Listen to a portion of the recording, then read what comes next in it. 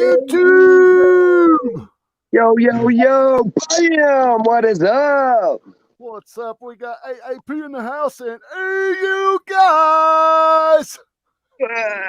What is up? And of course, your man. My name is Jeff. I'm scrolling back up to the top of chat that I can see here. We got River Rat, we got JP Lons, Reg, Nice. Otis in the house, HD Shovel Ed, Luke Dude, JP. Like that, Luke Duke. Bam! JP Lonsmore. Hopefully some of my people will come. This is my third live stream today, man. I bet you I'm wearing people out. Dude, man, you're good, man. I don't just see how you got this energy just like bam, bam, bam, bam. You know, 3 streams in a row. Yeah. It's the family, man. I have to feed off of the family, man. I have to feed off the chat, and I have to feed off of you guys. And, you know, I know that people are depending on me to put on a good show, you know. So I don't slow down, man. You know, I fight to the end. I'm Southern boy. That's it, man. We got Park Rat Pat in the house too, guys. Park Rat Pat. Park Rat Pat. And then we got Turt and T in here. We got Smoke Dog in the house. Smoke Dog. That's my boy right there, man. Early morning riser there. Smoke Dog, the early morning riser. Oh, man. This one. It's going to pick up quick. Hello. I don't like to butcher Nacho names. Libre.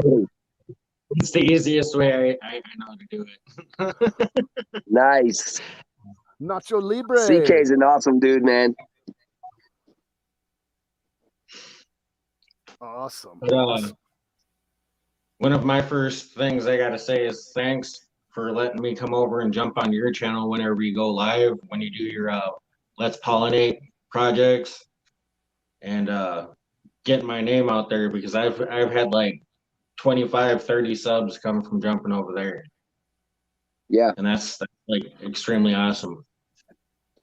Yeah, and it's a beautiful thing too, because, you know, we all go through a YouTube purge and we all get a little bit disappointed in that. But what you've got to realize is that they're purging people that aren't coming anyway. I mean, you could have 2,000 subscribers and only get 150 views. So what good is the other, you know, 1,900 subscribers that's not coming? So part of the plan is to try to build up a family of supporters, like what everybody's been here so far. I'm seeing everybody getting around and supporting each other. And, you know, if we ever want to get anywhere, we've got to grow that tree. You know, if you could get one supporter from one fella and they bring in 2 and then they bring in 4, you know, the tree, man, it just keeps on growing.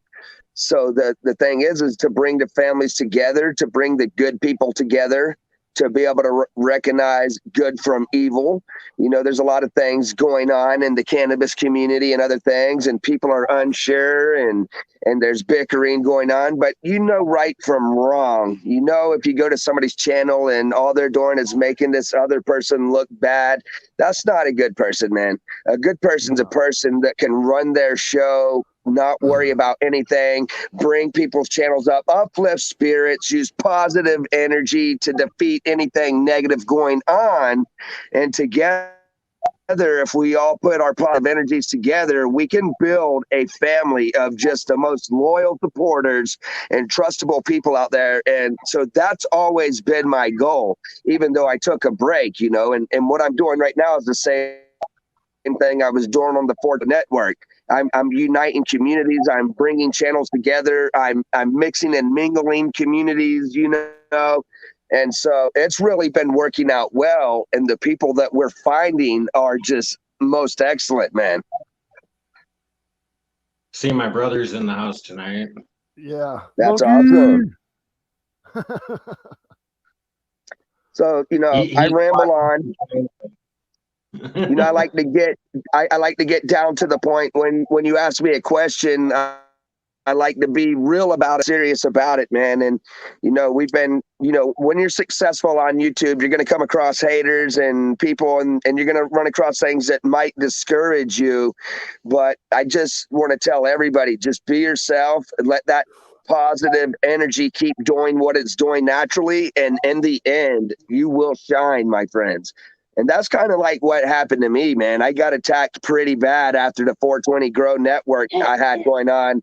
But when I just laid back for a year, everybody realized, he's not here to hate anymore. And all that hate started going in all these other directions. Before you know it, everybody's hating each other. And that's not what it's all about. You don't build up a community and a family to hate on them and destroy your channel. You don't put that much work into your channel to build it up with people that are going to do that to you. So being able to weed out the good from the bad is another big thing that we do. You might not really recognize it going on in the show, but we don't want people that are going to come to your channel and cause problems and cause drama. And if you see that going on right away, I say, just get rid of them, because that's exactly where they'll lead your channel, is right down to freaking hole, man. And we all work too hard for our channel. People that had to ban because of that. They were saying some really lewd comments in chat, and I had to get rid of them. Yeah. I like it's amazing, cross-pollinating thing, because I'm all about some honey. We like the hip bees. I love some raw honey now. We got some hip bees honey. That's the good stuff. Oh man, I need to try that. But yeah, I mean, we pollinate because we don't want to be known as a sub for sub channel, because in a way we are sub for sub, but at the same time, most of the people that come into my channel are other people I've already been mingling with. They're not just like coming out of thin air. I'm meeting people in other channels from other good people. And, eventually we'll have a really good team built up. Everybody is just like one big team. That's why when everybody comes to my page, I'll be like, this is our channel. Look at my boy Mayor. Bam! Heck yeah, Mayor is amazing. He's got an amazing channel on Sunday mornings at 11. Y'all don't want to miss that. That's awesome. Bam! But, it's just all about building up a family of loyal supporters. And even with the metal detecting community, the paranormal community, the 420, I've seen people get 200, 300, 400 views, but only like 30, 40, 50 likes. And that's another thing that I'm trying to drive into everybody's mind, man. It only takes you a second to smash that thumbs up, and just that little bit of support adds up, man. I mean, all of us got enough supporters now. We should all get over 100 thumbs up on a video, but it doesn't happen, So that's another reason I'm working so hard to build everybody up. Oh, like whenever I'm in a chat, you can ask anybody that does live stream. I'm always saying smash that thumbs up button in every chat. You are, Charlie. You're in there putting down links for other people in chats. You're not just sitting there promoting yourself. Like me and you, we're over AAP's channel sitting there posting JPs. Everybody's in our community. We push everybody out there. And a lot of the metal detecting side I've seen over there at your channel, AAP. I was over there, I believe, today, and Digging with Deej was over there, Yeah, Deej. Deej is amazing. You can find really good people that will be your number one supporter out there that you never knew would be. Amazing, like comes in there. She don't really care who you are. She's a supporter. She has an amazing channel. She's got a huge family, and that's what it's all about, is being able to build up our channels with people like Deej, because we want our channels to be like that, and so that's why I was kind of bringing like uniting communities together at the same time. Sorry, I was having an audio problem. We've got like 460 people banned on my channel. Oh, that's nuts. And as bad as it sounds, it's like, if you you're doing a good deed like I do, because what I do is not very easy to be able to, give everybody that shout out, to keep up with the chat, to do what I'm doing. It's not the very easiest thing to do. The giveaways, I mean, so for somebody to come in there that's negative, I mean, we just ban them right away. It's like, if they're going to start that right off the rip, they don't belong in the community that we're building. And so I'm going to have to remove people. Y'all are going to have to remove people, but and it'll be that way until the end of the YouTube world. It's never going to end. It's never going to end, man. So I've already got over 460 blocked. But I don't know. And a lot comes up, you're going to have those trolls. You're going to have people that go out there just to put negativity out. But the big thing is if you just focus on the negative, all you're going to do is bring a negative. You got to focus on the positive, and you'll have a better output. Exactly. So, I'll just keep on blocking and blocking. And some people are like, well, why are you blocking everybody? I'm like, because, we're not trying to have a community that has negativity in it, because then somebody else is going to come in. They're not going to really feel pleasant or welcome there. And you're going to lose people right off the rip, man. And so we don't want that either. Yeah, we like to have fun over here. We like to cut up, laugh, carry on. Hello, Kayla, fan number 1. How you doing? Kayla. Buds and Hazard. Smoke Up. Bam, Renee. Madman Serpents. Heck yeah, man. Bam. We love being here, man. In here. Great people, man. Family. There's AAP's link. They're in chat. Thank you very much. If anyone wants to jump over and sub, check them out. Remember to smash that thumbs up button and leave a comment.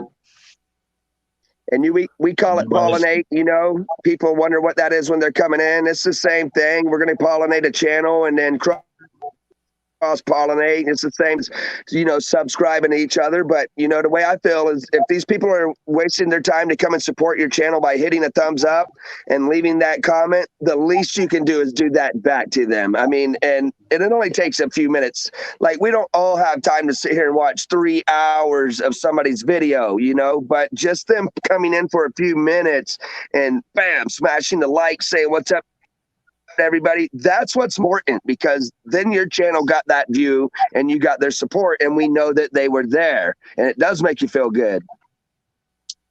Or even if you just comment, we'll watch later, it's got to be at least 3 words long, or 3 characters in length at least for a comment. Yep. And you'll see me around, like my comment be boom shagalaga, but I said something, I was there. Right? Yeah, they say you got to leave so many words and stuff on the comments, but I usually do anyway. I'm always I put in a good comment because it pays off. It's good to. Yeah.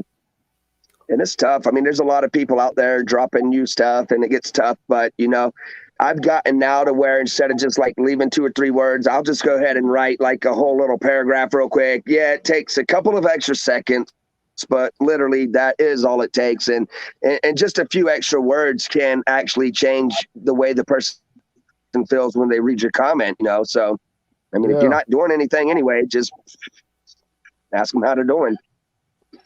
Yeah. And another thing, people know when you're watching their video because you're going to leave a comment in there when you first start watching it most of the time.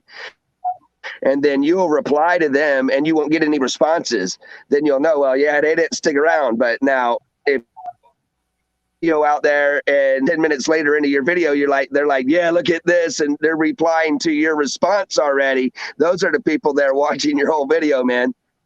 Well, see, I've been known to sit there and throw in this hilarious end song at the end of my videos, and I know you've watched it because you're sitting there commenting on what that funny video was, and what was the song, Charlie? Everybody poops. Yeah, that was it. That was hilarious, man. They'll leave a comment. Everybody poos. On some of the nights here, Like, I The got a Joker. face in the wall now. Look Man. at the holes in the wall. Man, somebody was shooting at you. No, it was an interesting night. it was a very interesting night. He hatcheted those holes in the wall because he thought he had a 2-foot void there. Comes There to was an find extra out, room back there. no, he forgot to look up the other wall that he was comparing it to is offset by about a 2 foot and a feet. half, 2 feet. So he was jumping into the outer wall. Nice. Dag nabbit. Yeah, it was a funny Sometimes you night. gotta check it out just to see. Yeah, man, it could have been a hidden room. Well, there's like odd dimensions in like the upstairs up here, and in the one hallway, there was a whole complete shelving unit completely hidden behind the drywall in the closet, with the shelves and That's everything crazy. still in. Man, that's weird. Yeah. Yeah, you don't never know, man. I mean, shoot, you might move one board and find something somebody stuffed in the wall. I mean, it happens all the time. You know, these old timers pass away and left something hidden in their house, and then somebody else buys it and is like, damn, Eureka. This house has been around since the 1800s, so There never you know. go. Perfect example. Your yard would probably be awesome to metal detect, man, unless you've already done it. I've hit it a few times. All I've been pulling up is junk, but let the ground heal up a little bit and hit it again. Yeah, exactly. But I want to hit It's the never part dug down out, the man. road. No. No, Grab all I've you're got doing some is spots. change detectors, put a different head on your detector. I mean, yeah, there's you can hit a property many times over and over and still find good stuff. Yep. I've got some signals right here in my yard that I haven't dug up yet because I usually have some pretty nice looking grass and I don't want to kill like a big plug in the middle of the summer, you know, but I ran across the yard and I've got some pretty good tones that I'm pretty interested in digging up. I'm pretty sure they're going to be silver coins in the yard here. So I'm pretty excited about that. But I wanted to do the one hole challenge that Reed had going on, Reed's Adventure Metal Detecting or whatever it was. He had the one hole challenge going on and I wanted to get with that, but I didn't want to kill a spot in the yard, so I didn't do it. That's understandable. Yeah. I'm OCD, man. I like my yard. I try to keep everything looking like perfect. I don't know why. It's in my blood to keep it looking good. We got Plug for Days, Practical Ken in the house. Nice. Hey, what is up, guys? Johnny Small Peppers. Bam, Johnny. Mafia 87 address posters. Hello. Kayla fan. That's nice, Yeah. man. Awesome people. Fluffy up in the house. Plugs for Days. Great people, man. I mean, I think I wore a lot of my people out. I don't know how many people are here, but I did share y'all out. And if everybody in the chat could share it out too, it makes a huge difference to share this thing out, man. Yeah, we're members. Me and Charlie both are members over on your channel. You know, I mean, we man. supported you. You know, dude, we're grateful for all the members as well too. I try to go the extra mile for them, you know, because you know when somebody takes a minute to spend a couple of their hard-earned dollars to support a channel, then it's like I try to get them a little bit of extra attention because they're a member to my channel. So how am I? You know, they might be your best member to your channel or support your channel. You don't know, man. So right, you never know who's your next supporter. You know, and hang out. Exactly. One day you just might meet them on the creek. Yep. Right. And hey, AAP, like you're literally just straight across from me, across the lake. Yeah, gum, that's nice. Maybe one day we'll have to meet up, man. Wisconsin? We definitely need to try to meet up one day and go, man, do something.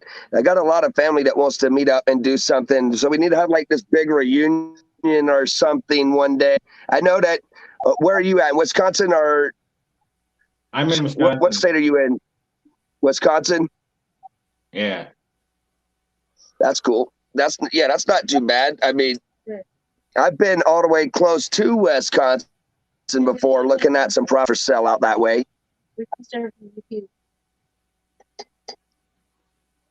But that was up there by the UP. We went through the UP. Yeah, see, I'm from my place to the UP. It's like a 4-hour drive, 4 or 5 hour drive, depending on where I'm going. Hey, Charlie. Oh yeah, the new stickers, which Brewers is sending me here shortly. Oh, sweet. Because that is awesome. That's Charlie's new sticker. And the Park Who Rat came up Pat. with that design? I come up with the design, and Park Rat Pat did the sticker. This is my old one. That's freaking cool. Of course, he put his pop in, the letterings and stuff, Yeah, that's awesome, man. Dang. That's so upgraded now. Heck yeah, man. Y'all did a good job on that. Big Red Bullion. What's up, Big Red Bullion? Bam! Boom, Big Red in the house. If you guys don't know who Big Red is, you better go check his channel out. He's got some awesome his 2K giveaway going on over there, guys. He does don't want to miss that. Pours. You don't want to miss Big Red. He's always on, so you can always drop in and check him out, man. He's that's nice. That's nice. And then don't forget, like Mayor, man, he has that daggone duck race every Sunday with the sticker packs too at 11 a.m. Oh yeah, Mayor's been pretty cool to grow my channel and his channel as well too. That's where I met a lot of you guys at, and so he's got a rockin' chat on Sunday mornings, and for him to do the giveaways every week too, that's pretty epic, Yeah, me and Mary, man, Mary videos, we stay, Marlon, and we stay a little closer than most people do because we're all the time talking back and forth, Snapchat, Instagram, just whatever, all platforms. But yeah, him and Aurora are great, man, and plus Tripwire. I mean, you can't forget Tripwire. Yeah, Tripwire was cool, man. I like Tripwire. I love going over and jamming out on his channel on those. What night is that? I think all three of us are members over there at Marlon's channel. Yeah. Yeah.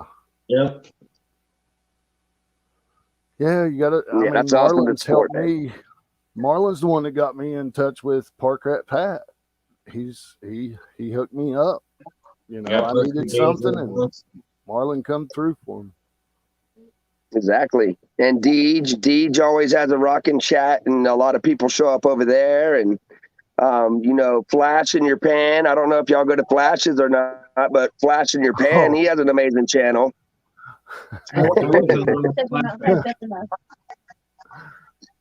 That's my third live stream plugs. Oh, we know. How about that, plugs? Yeah. Charlie's been on the creek with Ed. With who? Yep. Ed. With Flash? Japan. Yeah. Oh, cool. Nice. Yeah, he's got an awesome channel, man. He gets a lot of awesome people up in this chat too, man. And so that's why, it inspired me because I was doing all these different things. I was growing my own stuff, being part of the 420 community, but I was doing a lot of metal. I've been metal detecting for about 12 years now, man. I've dug up all kinds of really cool stuff too, in the South Carolina area. A bunch of Civil War relics and cool stuff that I've got. But, being part of that community and even part of the landscaping community, the lawn care community, and being able to just get everybody mixing, it just seems like everybody's getting a boost. And I'm just loving the way that it's coming together, man. And a lot of people try to do it. A lot of people, they try to do what I'm doing, and some of them are pretty good with it, but I just try to give it my best every day, and I'm not gonna lie, I get a little nervous before I go live, but as soon as I'm live, it's just bam, I'm ready, so and y'all make it possible, man. Hey man, we just help out, we like to spread, we just like to hang out. like whenever we have free time, we check out what's live on YouTube, jump in chats, make sure we smash that like button, and try and get everybody else to do the same. See, Exactly, man. gold mining and metal detecting isn't my only hobbies, because I like a lot of different things, and Exactly. I like to garden. I like to grow a garden, so I've always done that ever since I was a little kid, helping Dad in the garden, so that's just something that I've just always done. Oh, John, I like to I grow. didn't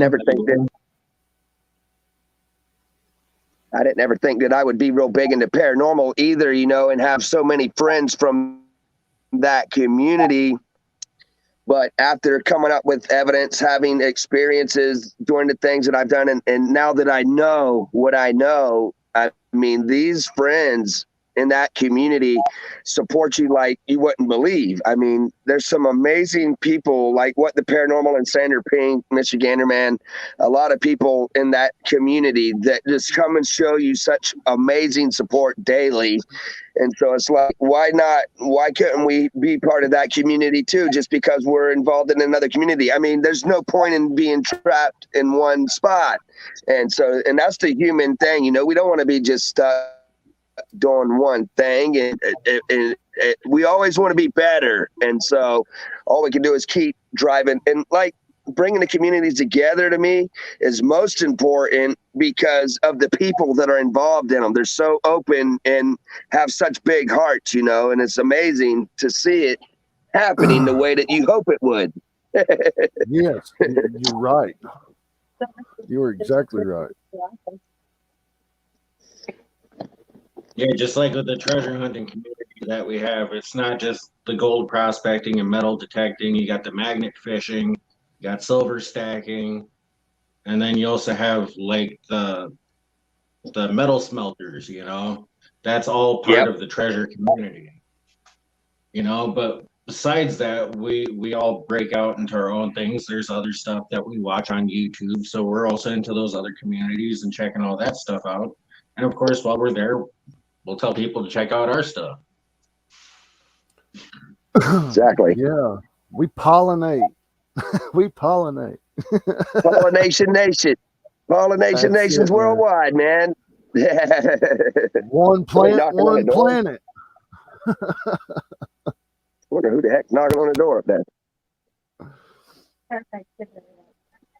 It's weird. Sometimes we get knocking on the door, and by the time we get up to the top, the knocking has stopped, and then there's nothing there. But we have a mud room that separates the outside from the inside door, and those doors are always locked. So if something's knocking on that door, somebody's either broke in and they're knocking on your door, or you've got something going on, and nobody's broke in. So, that's even more stuff that's tied into what I've done in this place. I've got some of that paranormal stuff on my channel, and it's pretty crazy, man. There's always something going on. Yeah, see, that's kind of. But I think I opened the doorway with that thing. The other day here, I was sitting at home because it was too cold to be at work. All the kids were downstairs, all the animals were downstairs. We were all hanging out in the living room. Then all of a sudden, upstairs in the backside of the house, you hear like knocking, like somebody's knocking on a door. I come upstairs. I'm standing at. Was it in threes? Yeah, it was like, and then stop, and then again. And I came up here and I got up the line. By the time I came around the corners when it stopped. I always heard if it's in threes to just go ahead and open the door and let them in.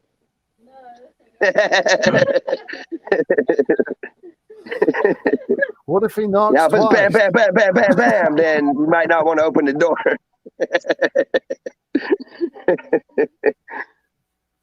But no, I see what you're saying, and we get that too. And we don't get the sets of threes, which I wouldn't want to open the door anyway, but we get bam, bam, bam, bam, bam, bam, bam, and it will keep going and all the way up the steps, and then it stops. And man, it's pretty spooky every single time.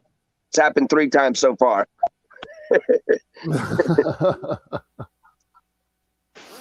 So this house, we have a spirit here, but it's not malevolent. It is actually a peaceful. It doesn't ever bother us. So, and it communicates every time I ask questions. So that's cool too.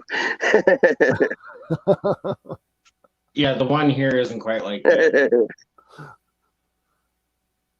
Dude, have you ever tried to download that? Have you ever tried downloading any apps or necrophonics or anything like that? Yeah, I have a few. Hey, you guys. Huh? Yep. Yeah. I've got the I downloaded the Miracle Box from Steve Huff. That's the only one that I've used in this house. And right off the rip, I just started getting crystal clear EVPs, which led me to the Bath Massacre site where I went, and the same thing. I was getting crystal clear EVPs. Maybe try using that. It's a $3 app. And, you know, you can go to Steve Huff's channel and and a lot of people say, oh, I don't like Steve Huff, he's fake and all that. But listen, when you use this tool and you actually have the same exact real experience with crystal clear EVPs, then that completely changes. You can't say that the man is fake after that anymore. But, you know, he'll tell you when you buy his app, you know, you might not get any EVPs, you might not get anything, because some people cannot, it's just not going to work. And some people don't understand that. So they think just because they didn't get anything that it's fake and the guy's a fake and everybody that uses his app is a phony. Nope, it's 100% legit, my friend. Yeah. Amethyst, what was it called again? Oh, nice. What was that app called again? Amethyst was asking. That is the Miracle Box app. It's the Miracle Box. And Plug said that banging on the door was him out there digging up my daggone yard. Hello, Ellie Family, 1983. Eli. Or Eli, sorry. I butchered your name. Plug. I can't even see the chat, so if they come in from like my channel or whatever, and I don't see them, forgive me, my friends. I can't see them. I'm looking at my boys up here. Yeah. I'm chatting with you guys, you know, and I'm here to answer questions. I mean, if anybody here has any questions, just let me know, you know. Yeah, drop them in chat. Just put a Q beforehand so we can check them out. So what's the best thing have y'all found this year? I mean, have y'all found any pretty interesting treasures this year? Well, this year just started, you know, 2021. Yeah, I was sitting here thinking hard this year. That's not too long ago. I don't think I've got anything yet. Oh, yeah, the chunker. Oh, sweet, man. Is that like, what do you think? That's about 3 grams, 4 grams? No, it's just under a gram. Oh, just under a gram? Yeah, cameras always make things look bigger than they are. That's nice, man. That's a 4-grammer. Hey. Because your eyes are closed under the glasses. Only one eye's closed, Plugs. I always leave at least one eye half open. Yeah. Charlie's talking about this one. Oh, sweet. Man, that thing is cool looking too, man. It's amazing how you find little chunks of like molted freaking gold, dude. That's a big cool, man. Sweet. Thanks, Eli. Yeah, appreciate everybody. If y'all could share the stream out, you know, that's very important. Everybody in chat, if y'all have a way to share the stream out, man, we greatly appreciate that very much. And make sure y'all smash that thumbs up as well, too. We got those thumbs up. Everybody that comes in, smash that like button. Charlie would make new moderators or something, but he's not got that capability. I'm on my phone at the moment. Yeah, so... And you see what I do, man. I'll be right in the middle of a freaking live stream and be like, yo, what's up? Bam, in the stream. I accidentally end the stream. I've done that a few times trying to do it with the phone. Usually I got to stop the camera, hop over to YouTube, mute that right away, then click on the people in chat that I'm going to make moderators and then hop back in. And that's why having Jeff as a co-host for the stream really helps out because he can keep engaged with the chat while I'm busy taking care of that. Yeah. Nice. That is definitely great. That's why when Mrs. AAP is here with me, it just seems so much smoother because if I miss a comment, then she can back me up, you know. No, I can't auction off that nugget. No. Hopefully I'll have a bigger one. Tan Jeff's hide if he auctioned that one. Yeah, somebody would be really mad at me if I got rid of that. I got to do some digging around. I dug up a few meteorites that are really cool out metal detecting. I was getting real strong nickel signals. These things were down in the ground about 7 or 8 inches, you know, and when you grab them, you're like, wow, what is this? It's so freaking heavy, man. And it was cool because that day that I found one, I went out to the same field like a day later and found another small one. But I'm almost 100% certain that they're mainly like made out of nickel. And I want to get them like cut in half. I've seen that are like cut in half and like polished. They're freaking beautiful, man. But you can see how like when they were coming in the atmosphere, they got all these little pits and stuff in the rock. It's real cool. Some of those too, you can acid etch them after you cab them, you know, and it'll bring out the different metals that are in there, and you can actually see it pretty cool too. It is. It's freaking awesome, dude. Because like out here, the one place that I go prospecting, that's actual impact crater site from a meteor that hit in Wisconsin here. Oh wow! And cool. that's probably where you're getting the debris from, is from the overspray from that. Where it impacted. Is there any diamonds in that area, or no? You find diamonds out there too, or no? Yeah. Meteor? They're small, but you can find them. Nice. Oh, heck yeah! It's a piece of meteorite. Sweet. Well, he just. Oh wow, that's meteorite. Yeah. Oh, cool. Well, damn, I got meteorites the size of your fist.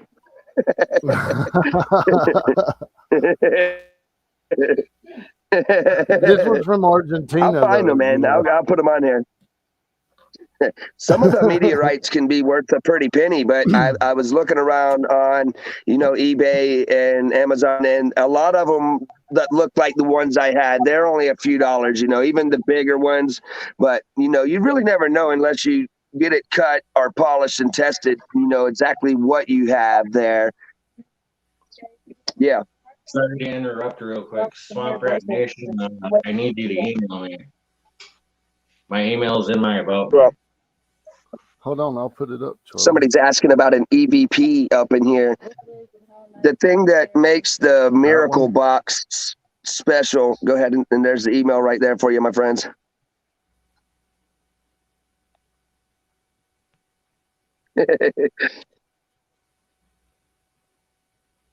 Sorry, just blowing it up for a minute for them so they can, if they need screenshot that, everybody. If y'all want to save that, screenshot it. Yeah. Because it makes us too small, so we just put it up for a minute. Yeah.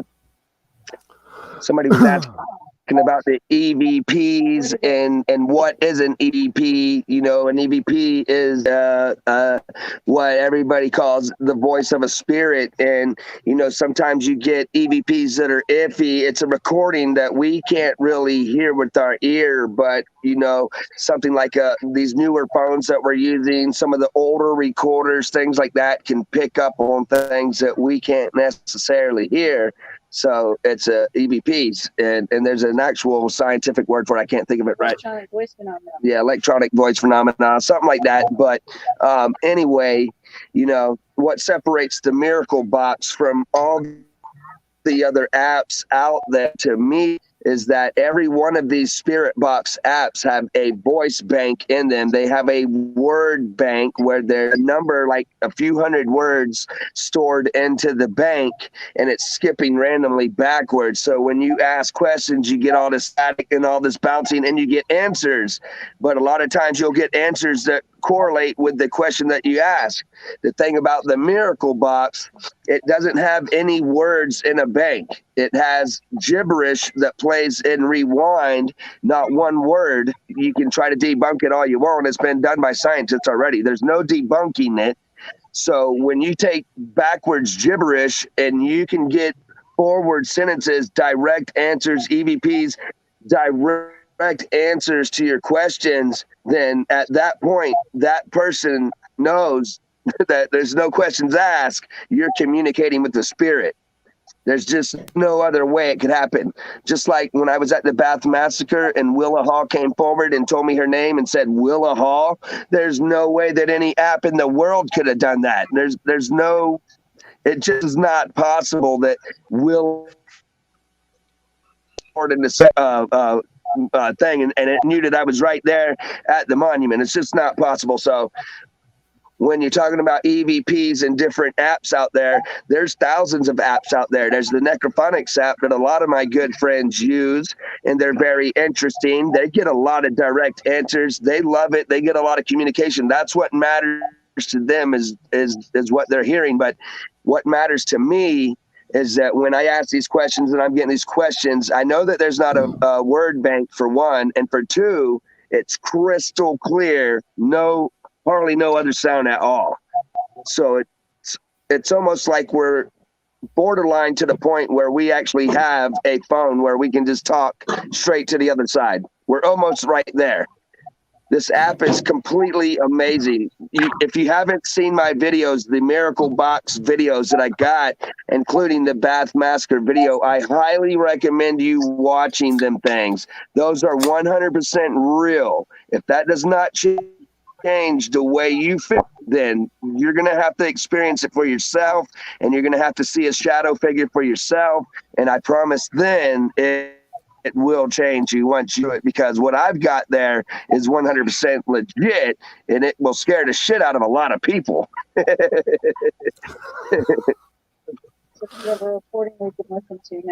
Another thing though, man, a lot of people think that you can rig it. They think that it's phony. People that know you, people that know the app, other people that are being successful with the app, we all know it's 100% legit. Like I said, there's people that download the app and they're like, I don't get nothing but gibberish, gibberish, gibberish. Well, sorry, it doesn't work for every single person. So, well, it's one of those things that if spirits don't want to communicate, they're not going to come through. It's just how it what'd works. you say? Hey, you guys, what'd you say about it? I said if the spirits don't want to communicate, they're not going to come through, so you're not going to get anything regardless. So Exactly. If you don't have the right aura, they might not want to communicate with you.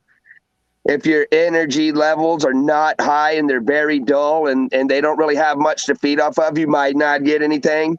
If you're not in the right area that spirit died that you're trying to communicate, you might not get anything. There's multiple reasons why you might not get anything. exactly, and it's just like when you go prospecting, if you're not in the right spot, you're not going to find anything. You know, if you're in the wrong bend of the creek, you're not going to find it there. A lot of people, people will go to the graveyard to do the EVP sessions and to seek the spirits of the loved ones and all that. But I mean, I don't think too many of these souls are following their bodies to the graveyard. In fact, you know, where I'm getting the most actual hardcore evidence is right where that person died. I can communicate with that person right there. No questions asked. But if I'm 2,000 miles away trying to talk to Michael Jackson, I don't know if he's going to come through. And then if you get something that comes through, we don't know if it's him. But if you're in a house like I'm in right now, and you never knew the owner's name, and the voice comes through and says Elizabeth when I'm asking who's here, And then my wife's like, what'd you say? I said, Elizabeth. And she's like, you know that's the lady that died here, right? I was like, what? And she's like, Elizabeth. I was like, I had no idea. And right when she told me that, I started, talking to Elizabeth and asking her questions. She answered every single freaking question using names. Man, I'm telling you, man, when you experience this stuff, it changes the way that you think about everything. It changes the way that you think about the afterlife and what we're going to actually be part of eventually, because all of us are going to be there one day, So we're getting a lot closer to actually being able to actually just pick up a device and literally just talk to people. If you're in the right area, if you have the right aura and you have the right energy, you're literally getting closer to being able to just pick up a phone and basically talk to your loved one. And you think it's funny, but this is no joke. This is real deal, man. And I mean, this stuff is it's insane. I just do me a favor. Like, if you haven't watched like the Bath Massacre or the Miracle Box videos that I have, do yourself a favor and check them things out, man. I mean, then you'll see what I'm talking about. And the thing is the Miracle Box videos that are right here in my home. I had 3 or 4 different EVP sessions that got deleted before I was able to record them that were even better, man. That's when I first heard that it was Elizabeth and all that crap got deleted, man. Ooh. But he said his wife is downloading the app right now. She'll be up all night. Man, I'm telling you, the thing is that once you actually experience these things, it changes you as who you are, as far as that side exists, and then you also understand other people's stories, because then you're knocking at them like they're crazy. You're not doubting them. You're actually believing them because it just happened to you. So who the heck are we to say that their stories are fake? No way. I can't do that. I would be in the wrong if I told somebody else that they were lying. That would not be right. Swamp rat, but he's never dying now. Swamp rat, I'm scared of dying for one reason. The Bible says not to fear death and not to fear anything, because with Jesus, you don't have to fear that stuff. But when we get over there, we already know that biblical days, there was half man, half beast, different types of beings, different types of demons and ghosts and giants. So when we get into the afterlife, what are we going to be up against? Because I believe all them spirits had a soul. I believe they're there. And that explains why, a lot of people will go to a paranormal place or a haunted area, and they'll be getting like these EVPs, and these people want to come forward, but it's almost like a demonic presence holding them back, because they get good voice and then evil. And it's like the evil's trying to like hold them back. Either evils or some kind of like huge angels that's saying, look, the Bible says don't do this, bam, and pulling you back. So, it's pretty crazy. But when you experience what I have and what all my friends have, the people that y'all are meeting in the paranormal community and all that, once you realize it's 100% legit, then you're completely different. Then you want to be more spiritual. You want to let God into your life and into your heart. You want to be prepared, because you don't want to go to Hades. You don't want to go to hell. If anything, you want to be in purgatory. You don't, or paradise. You could go to paradise, but we don't want to go to hell, my friends. So once you learn that the spirit world consideration, because we're going to end up there.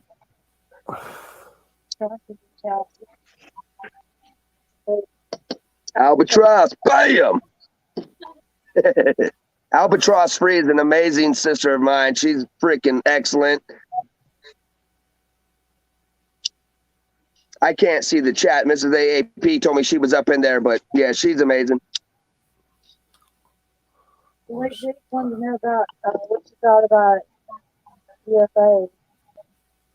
I believe myself, I personally believe that there probably are some type of UFOs. I mean, you could even look at the hieroglyphs and things that, back in the day, the Egyptians drew on the walls. They've got pictures of little flying crafts.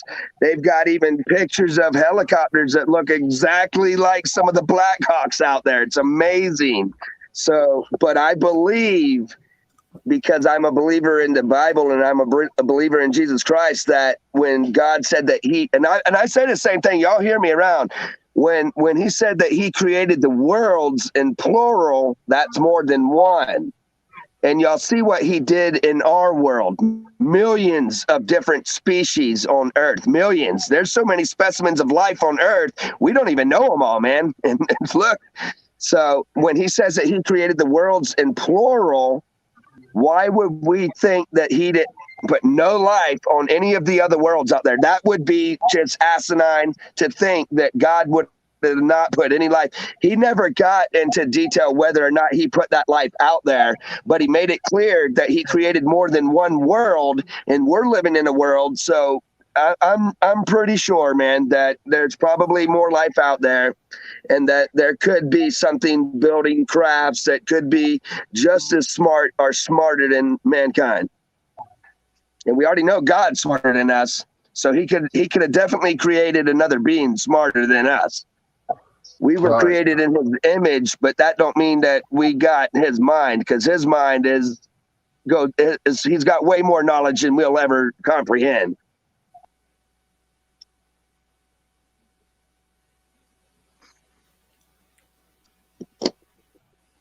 That's a lot to take in.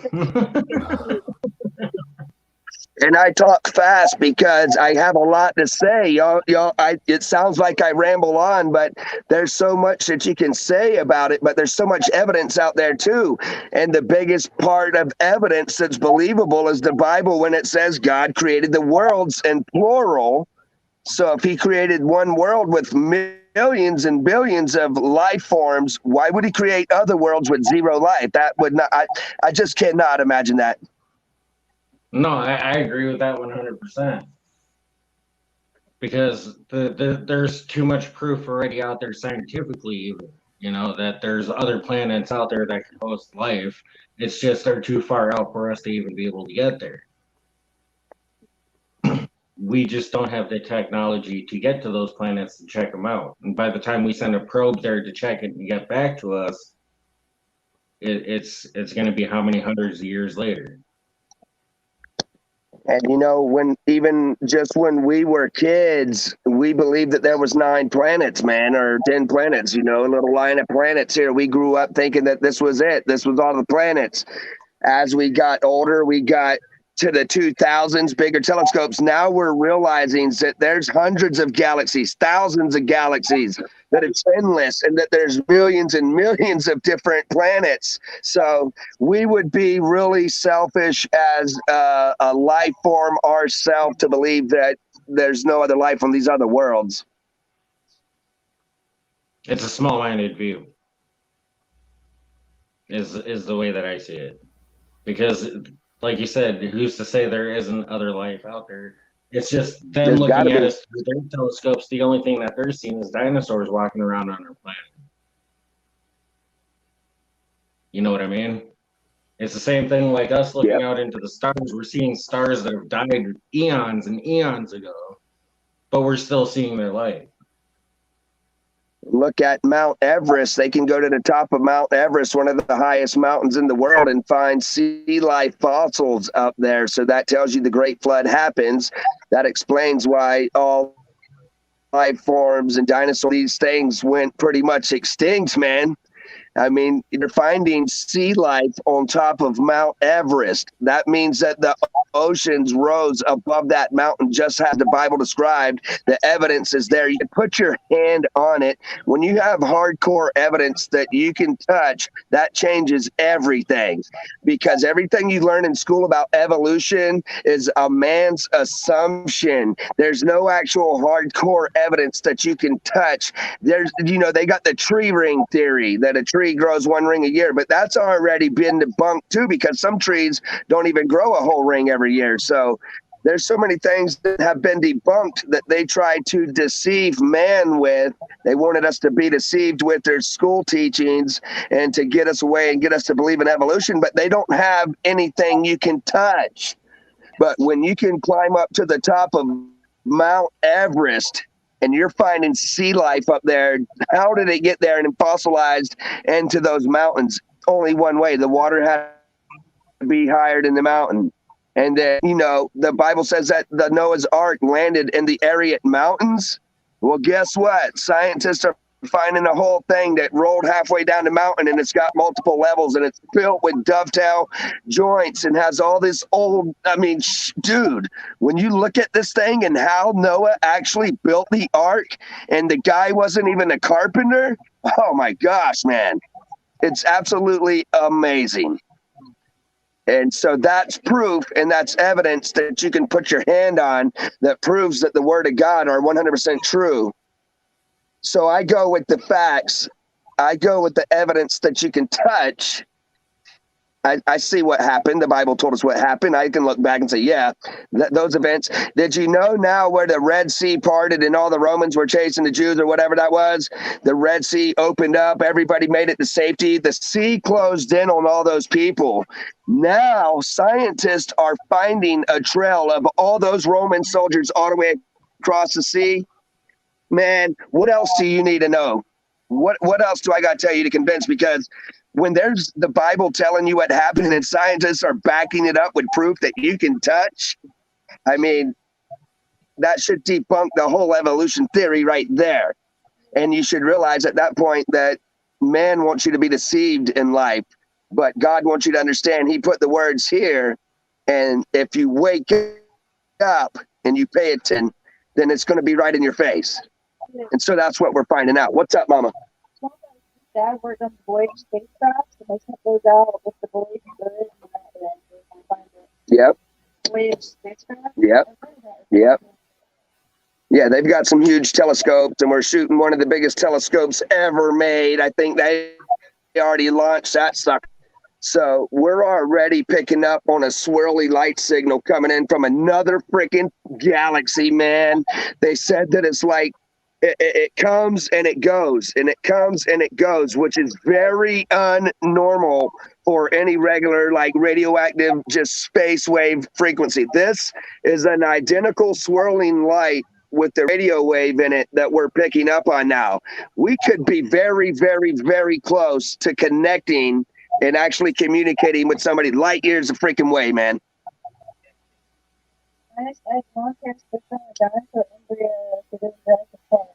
Oh, wow. Who did? Bam, hit B, Explorer. What is up? I like that. Oh, we got some hip B honey in the house. Heck yeah, boy. Vendetta prospecting.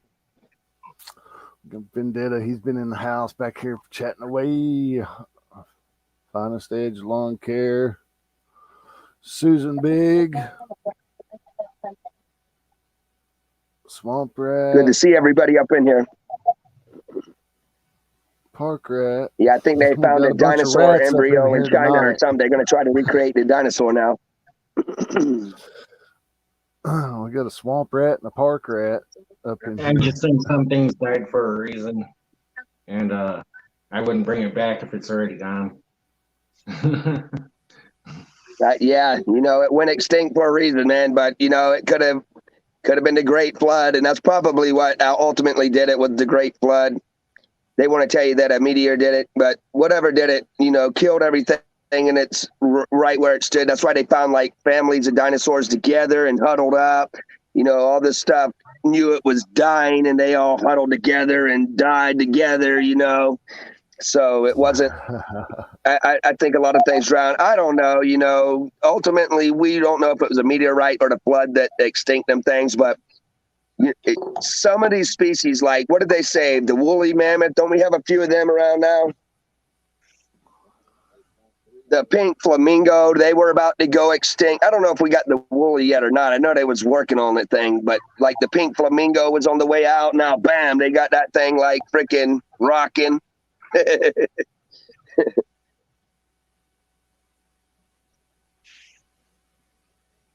So I had a quick question for you. So what decided for you to make, like, your YouTube channel? What was your decision behind that? Well, I mean, originally, you know, I was just going to be cannabis and put all this cannabis out there. And, you know, I realized that if I stuck to just cannabis and that, you know, I would grow a little bit, but I was just going to be kind of just stuck there. And I got to realize, you know, you can do a lot more with your YouTube channel out there. You know, you can do whatever you want with it. But I started getting into the other grow, trying to build my channel up a little bit, and I was like, man, these guys are boring. You know, I could do this, and you know, I took the bull by the horns. I started the 420 Grow Network. That thing was booming. We'd get 130 people up in the freaking chat, man. We were having a great time, you know, and then a bunch of, you know, fake haters came in, tried to ruin the whole show. Ultimately, they ended up ruining the show because they made it to where, you know, I didn't want to limit myself to that anymore. I was going to get out there and try to get into newer communities, which I got into paranormal's community, the metal detecting community, and pretty much anything that I've got experience in. I went out there and got myself involved in. Anybody can do it, yes. You know, can anybody get up there and do exactly what I do? Maybe, but are they going to be me? No, because I'm me, you know. So I kind of just wanted to do thing, but what hit me was I got monetized in 3 months of doing the Grow Network, which was insane because here I am getting blitzed on my channel, having a great time, and I'm getting paid for it. So I could go live now and people come in there and I can promote them really good. I can have a great time. I could smoke my cannabis and have a great time and make a little money doing it. And any of y'all can do it. Anybody can do it. You got to be yourself, and you got to be original, though. You can't try to impersonate somebody else. You have to be original.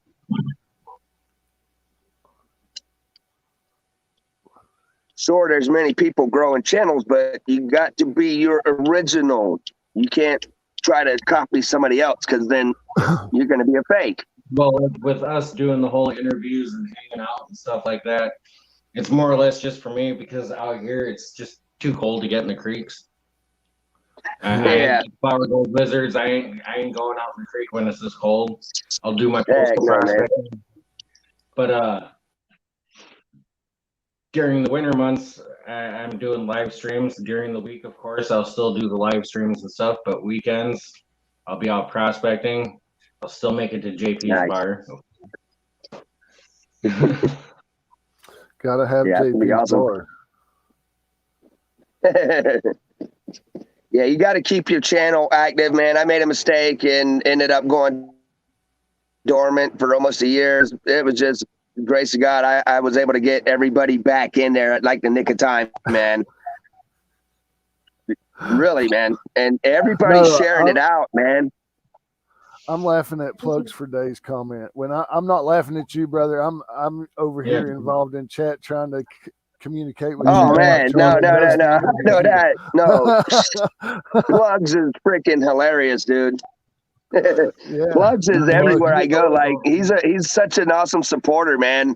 But Plugs will just make you laugh all the time, just like Juice with "Can You Dig It, Man? Can you dig it?" That man right there. I tell you what, I just love so many people in the community because they can just, you know, it's like home away from home. At the end of the day, turn the 75-inch screen on, turn you guys on, and bam. Yeah, it's just being able to relax with awesome people. We must be getting an Ohio River history raid, maybe, or something. Awesome. I'm seeing a lot of familiar names popping in here, so somebody's giving us a raid. Appreciate the raid. Bam. Remember to share it out. And if y'all could like and share the stream, we greatly appreciate that, my friends. It's very important to share that stream out. Make sure y'all smash that thumbs up as well, too. We greatly appreciate it. Bam. Heck yeah, my friends. And if y'all got any questions, feel free to ask, man. Charlie? Yeah, it'd be AAP. He's pretty cool dude. He's got an awesome shout out live stream that he does during the day. A lot of channels to get over there, communicate, post their links, and get new subs. It's an awesome time. A lot of fun. Oh man, Charlie, you went south.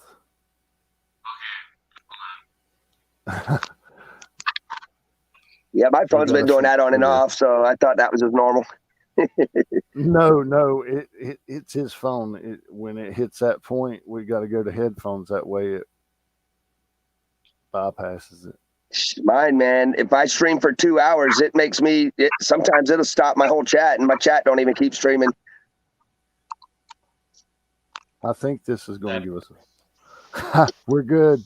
Go ahead, Charlie, with what you're saying, sir. Sorry. Nobody can I don't hear even you. remember where I was at. I apologize. I should have remembered for you. It happens.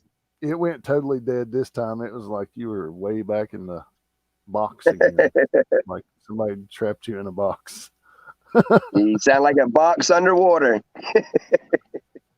It's from dropping my phone in the water too many times. Yeah. I've had to dive 12 feet to get my phone back. Oh, man. Jeez Louise. I think my ears would explode. But it was at a swimming hole, and I was prospecting it. Off the rocks into the water. Time to get wet. So what's everybody up to tonight, guys? Let me take a look at the chat here. What kind of gold you got? You found any gold? Do you metal detect? Obviously. So have you found any gold or rings or any? Have I found any gold? Yeah. I haven't found any gold up here in Michigan. I was finding a lot of Civil War relics and stuff in South Carolina. I've got a lot of that stuff that I can show y'all when I dig it all out. Up here in Michigan, just tons and tons. I found one silver ring, a couple silver coins, and just all modern clad, and tons and tons of trash. You know how that goes. So I don't really know the good historical areas. I don't know anything about Michigan, honestly. So it's like, I'm just learning everything as I go. And with the 6 boys, I'm like kind of limited, you know, to how much time I have to do stuff a lot of times. Oh, look here. Parkrat got an 1800 key last week. Nice. That's a cool find. Yeah, I love them old keys. Nice find. I love the keys and the chrono bells. If you don't know who Parkrat Pat is, go check him out. He's got some cool detecting finds down there. Awesome. Along with a lot of others over there. I mean, cross-pollinate in the chat, guys. If you recognize the channel, I mean, mods, if you want to flash a few for us, Reg. Yeah. If you don't mind, and make sure you check everybody's comment sections. Look for comments, because those are very important. Always leave the comment. And it's most important to share the stream out. That's one of the best things you can do for one of your friends is share that stream out. It don't matter how big, how small, what they got going on, you know, help them out. Bam. Even if you get 1 or 2 people over there, you still help them out. If 14 people got 2 people over there, the stream would be freaking epic, even more than it is now, you know, so it's all about sharing it out. Yeah, that's one big thing. Go ahead. Go ahead, man. We was talking about Civil War stuff. Nice. Infantry button. Sweet. The best finds I found was some old mason jar lids with a porcelain sleeve still inside of it in the backyard. Are those buttons right up there on top of that lamp? I had some buttons right up here that I dug up. One was a Georgia button, Georgia. Can't remember what it was. I'm losing my mind with all the stuff going on in my life lately, but it was a Georgia. It's a rare button. Right. The back of it's missing, but the front of it's perfect. And then I've got some other Civil War buttons, tons of bullets and clips and stuff like that. Night, Shane. Take care, man. Here. Got a nice chat, man. 22 people. That's rocking. Yeah. Right. No, this ain't nothing. I think I seen the high No. 24. No, this is that silver ring that I dug up. This was at the park. This was getting off a good signal with the Garrett AT Max. I didn't really clean it up too well, and my phone camera sucks, but you know, it's silver, so it's not the best. But I mean, when you find a ring, I mean, it's exciting. I mean, you can even find a junker ring and you get excited, you know, because you just dug up a ring. But when it's silver, Right. and you got the stamp and everything, it makes it even better, you know. So I dug this up. This was one of my last digs before I had a paranormal experience rip the freaking bottom of my spine out. You can't really see the stamp in there. My camera sucks, but anyway, it's 925 silver ring. Silver's So always that was good. cool. And then I got this old little eyepiece. This is brass right here, and it even had the little tiny lens inside of it still. It's heavy brass. I really don't know how old that is, but I thought it was pretty cool that it still had the little glass piece inside of it. Plugs, ain't that the most awesome thing you've ever seen? That's pretty cool. Here, put these back up, Mama. I got so much stuff, guys. Man, It's all in boxes. I'm in Michigan now. Mama. I call my wife Mama. I don't live at home with my mom. Charlie, give me a minute. Here, no. I've got to put this back up on the lamp.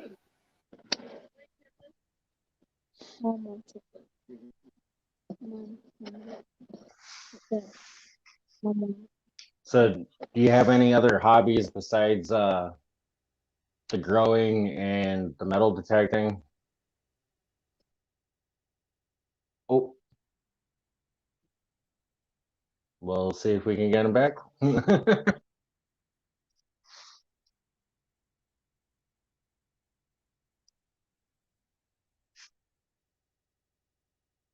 Yeah, Swamp Rat, I'll check that email after the live stream. Oops. Fat fingered it.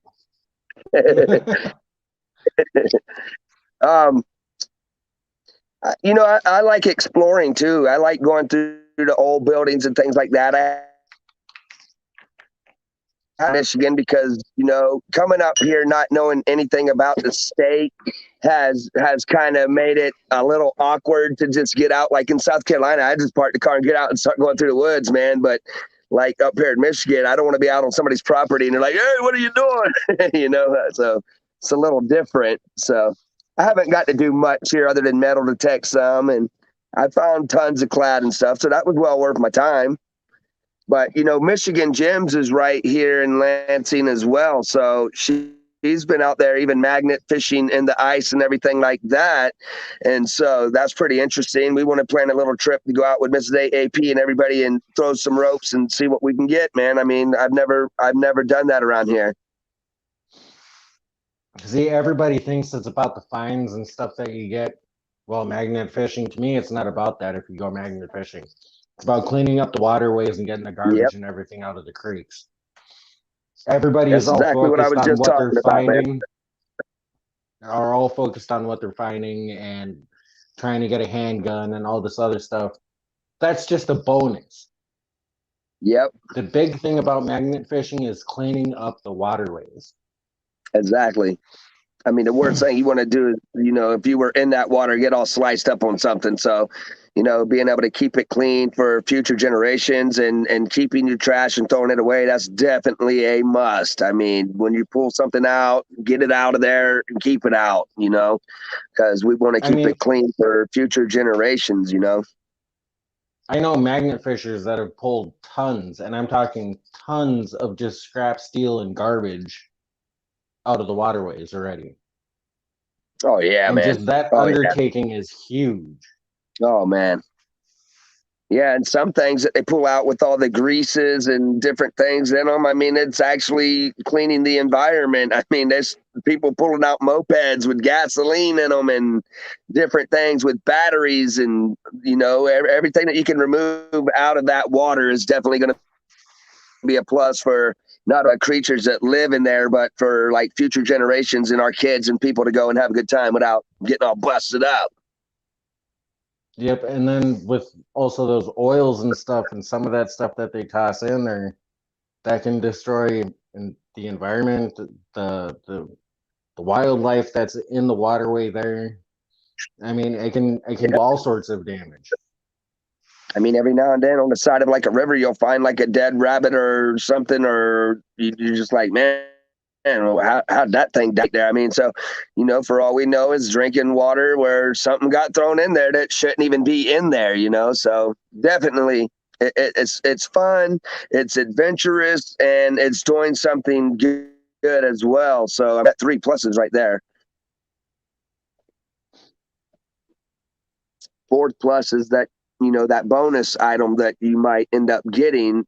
Every now and then you get something that just makes it well worth your time and makes you want to go back and do it again. So metal detecting's addicting for that reason as well too. I mean, because you just don't know what you're going to pull out of the ground, and all of a sudden you get these items, and it makes you want to just keep going and even eventually upgrade your metal detectors and everything like that, because it's just an addicting hobby, and every now and then you get a really nice reward doing it. And sometimes people get lucky and find them daggum old gold spills and stuff, you know, that's happened. So you just don't know what you're going to dig up, man. Yep. Yep. It's fun, man.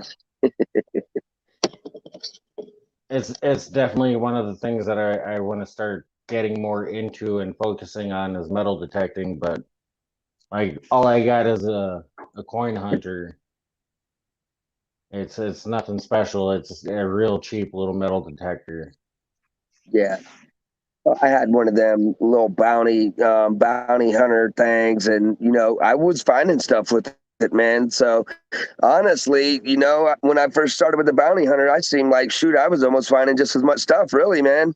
I mean, I swing an Equinox 800 right now. I've got a Garrett AT Max. I've had the Pro and the Gold. But honestly, I've went out there with little cheap metal detectors, and I've found almost just as much daggum coins and other things, man. So it don't really It's matter. just a matter of getting to know your machine, listening to the Dig tones, those beats, man. playing around with Dig them it. beats. Dig it all. Dig everything. You know what? I see Juice on there all the time. Can you dig it? He's always getting these killer signals in there. Every time it's a bald beat or aluminum can slaw or something, you know, he's always getting something. It's just so funny because he's such a funny guy, but he started digging the other targets now that aren't the best signals, you know, they don't have to be the best. And he's finding a lot more stuff now, man, which is awesome because his shows were so funny, man. It was like he had the worst of luck. And every time he would find something good, you would just be like, yeah. But now he's digging those lower tones and he's finding more stuff. You got to dig deep. Yep. Sometimes. And them good tones, they don't always mean treasures. But you want to dig them all, no doubt. Sometimes it's just a soda can that's been smashed and stomped into the ground. Well, I was on the beach one time. You got to dig those signals too. I dug up a whole soda can when I first started metal detecting, man. It was about 2 feet down. I dug that sucker up on the beach, and it was a perfect soda can from like the 70s, man, with the old label and all. I was like, man, I should keep this thing, but I didn't really have nowhere to hold it, so I didn't keep it. But I mean, that was freaking amazing to be able to dig a can up that's been in the ground that long and was almost in perfect condition. It was one of the old pool tabs that you like rip off like that. So that was pretty cool, man. Low back road. Back roads. Yeah, it was awesome, man. Those hillbillies. Anybody got any questions at all? I haven't seen any come up in chat. What got you into metal detecting? What got me into metal detecting? Yeah. What was your first... watching You know, Nugget Noggin, when he first started on, I would be watching a lot of Nugget Noggin and Aqua Chigger and JD's Variety Channel. I'm a moderator for JD, so I'm always up in his chat, like meeting awesome people and running their links for him and all that. He's been really cool to me. You know, I had his back in there. He was getting all beat down by trolls one day, and I went in there and was tearing them up. So he's a good buddy of mine as well. But, you know, watching everybody's channel and then just realizing, you know, if somebody don't get out there and dig it, then somebody else is going to. I mean, you know, if you don't get out there and dig it, somebody else is going to. And so we're sitting here watching all these people find treasure. It's time for us to give it a try. Yeah, I mean, Aqua Chigger's the reason why I bought in at the AT Pro level, so I could go hit the Rever. You know, it was right before the AT Max come out. I mean, like the year before. The AT Gold was cool. The AT Gold's not great in salt water, though. The AT Pro was good in salt water, freshwater. I really love the AT Pro more than the Gold or the Max, honestly. My honest opinion.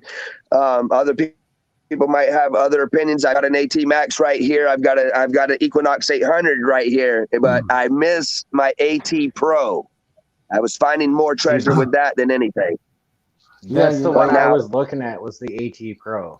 The only thing that I would love to have on the Pro that the Max does have is the lit up LED screen, you know, for at night, you know. And get the little 6-inch coil. What is it? The 4x6 coil? That's like a must-have, little 4x6 coil. Or is it a 5x9? I can't remember. Anyway, it's nice, the double D coil on there. Yeah, the stock coil, and then I also have the 4-inch sniper coil.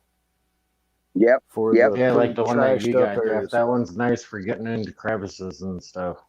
Well, if you watch my Park Rat Pat video, that when he come up for Thanksgiving, we hit a 3-lot area in town that's right across the alley from the old Civil War hospital. So we high hopes, but you know, we did a first cleanup. You know, we're not done with that property. It's healing at this point, and depending on the weather, that might be one of the places that we go hit. I go hit with the Clarks, you know, because Clark's Cove's coming to deliver my Christmas present that I won on Christmas Day giveaway. You won a metal detector from him. Yeah, I won a metal detector. So, yeah, they're awesome. I like Clark's Cove. They're good people. They're coming to town. Mrs. Cover, she reminds me of my old godmother. She looks a lot like a woman that my dad used to date that was like my godmother. So every time I'm watching Clark's Cove, I feel like I'm just sitting here watching my godmother out there. Yeah, just like her too. she's a one of a kind. She's a sweetie. Oh yeah, really very nice. Yep. Jericho. What's up, Jericho? What's going on, man? What I was going to say is if y'all haven't heard of Calabash Diggers, I highly recommend y'all checking him out because he goes through every metal detector you can think of, and he always goes back to the XP Deus and the XP Deus 2. Calabash Digger tests all the detectors, your Equinoxes, your Garretts. He does all of them. He's got them in different environment situations in his yard, different soils, different minerals, and he goes over everything. So before you buy a detector, I highly recommend checking him out and see if you're going to be buying the right metal detector for yourself, because he goes back to that XP Deus every single time. That XP Deus too. Now, I'm not 100% sure if it's waterproof or not, but as far as tearing up items in the ground that none of these other detectors are picking him up, he hits it every time. And like I said, watch Calabash Diggers, and you'll understand why I'm recommending him to watch, because you're going to want to see all these units in action and what they actually can do. And you're going to be surprised at the small amount of depth you get with some of your units that you thought you were getting Mondo depth with compared to what you could be getting for probably right around the same price. So definitely check him out. And I'm not sponsored by him or not. I'm just saying, he's inspired me to, you know, think about things before I go and make a big purchase, because some of these detectors are $1,200 to $1,500. You want to know what you're getting before you go and waste your money. Oh yeah. Definitely. That's why I always do research. Lots and lots and lots and lots of research. Just That's like watch if his you're checking comparison out videos. Calabash. If you're checking out Calabash, then you probably want to go over there and watch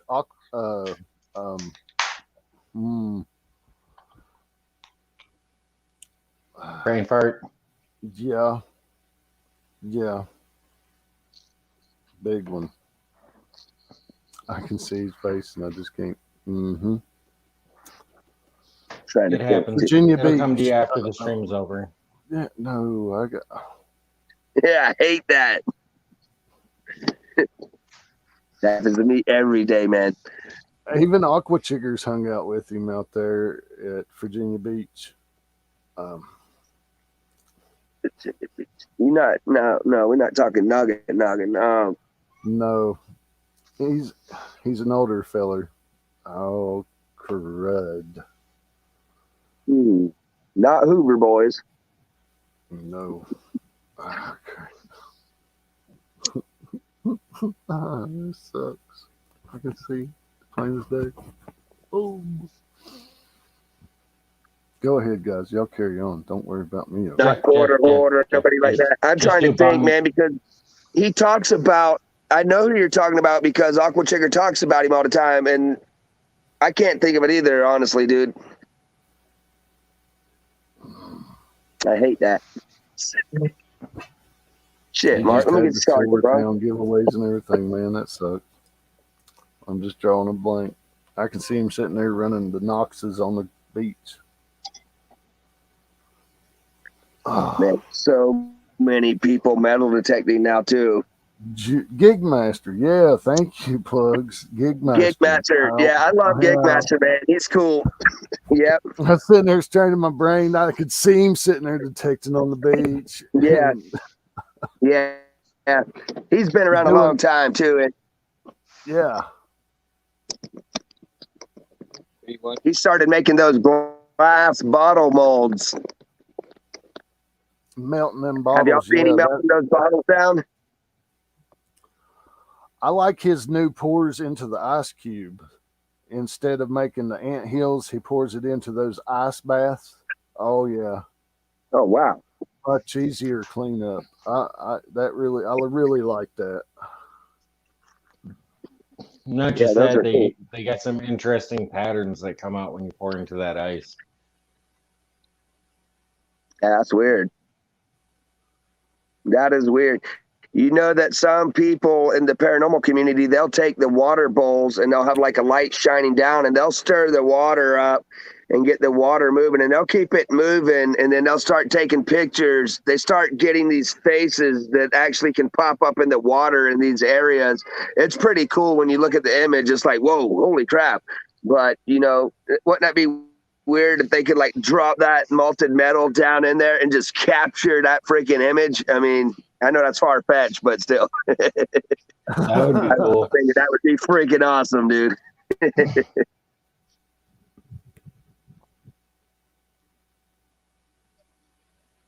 Any other spectral image cast in metal? That would be cool. Exactly. I got a major lag on from what Facebook time to StreamYard time on the chat. You got it on Facebook? Not Facebook, YouTube. I didn't know if you had it on Facebook, but the YouTube. No, I didn't have it on Facebook tonight. But yeah, like me and Jeff were messing around before, and it was like literally 35 seconds from when he posted a chat on YouTube to what actually shows up on StreamYard. Yeah, it's a major delay. It will. Are y'all using OBS or? I'm just using my cell phone. Yeah. Oh yeah. Yeah, I've never used the StreamYard app, but I do like this setup. If you're using this StreamYard setup on your phone, that's pretty freaking awesome, dude. Yeah, he can do all this on the StreamYard too. I do all my video editing and everything on my cell phone. But I have me and Charlie are teammates. We're stream partners, so we have I have full capability. So that's how I can throw up banners and pin chats for him, and help him run the show. And he does the same for me on my channel. Yeah, and we only do this live stuff just because it's wintertime, guys. We're not. We can still get gold out of the mailbox. So spend hibernation time growing your channels, and then spend a nice warm good weather out there putting out that good content for everybody. That's right. Yeah, just because like I was saying before when I was over on JP's it was on Benzo's channel that we were on. I said that I had posted 100 videos for the year. And with this video, I'm 6 videos in for the year already. Yeah. Man, that is nice. And I still have like 3 videos. It's the lighting, guys. It's not. I have to squint because that light's pretty bright. Sure. Just like I look like an Eskimo, but I'm not.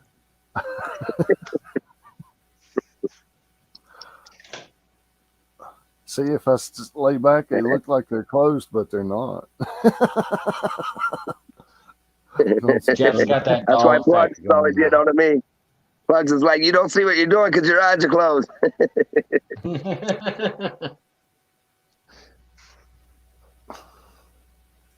Yeah, man, it's been pretty cool though, man. It's been great too, being able to build up the communities like this and meeting the different magnet fishers, the prospectings, the metal detectors, the underwater treasure hunters.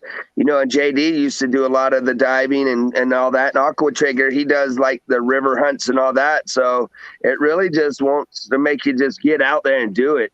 So, that was a big part of me, like starting the metal detecting adventure, man. And once I went on my first couple of hunts, that was it. I was hooked. I was like, that's it. I want a better detector.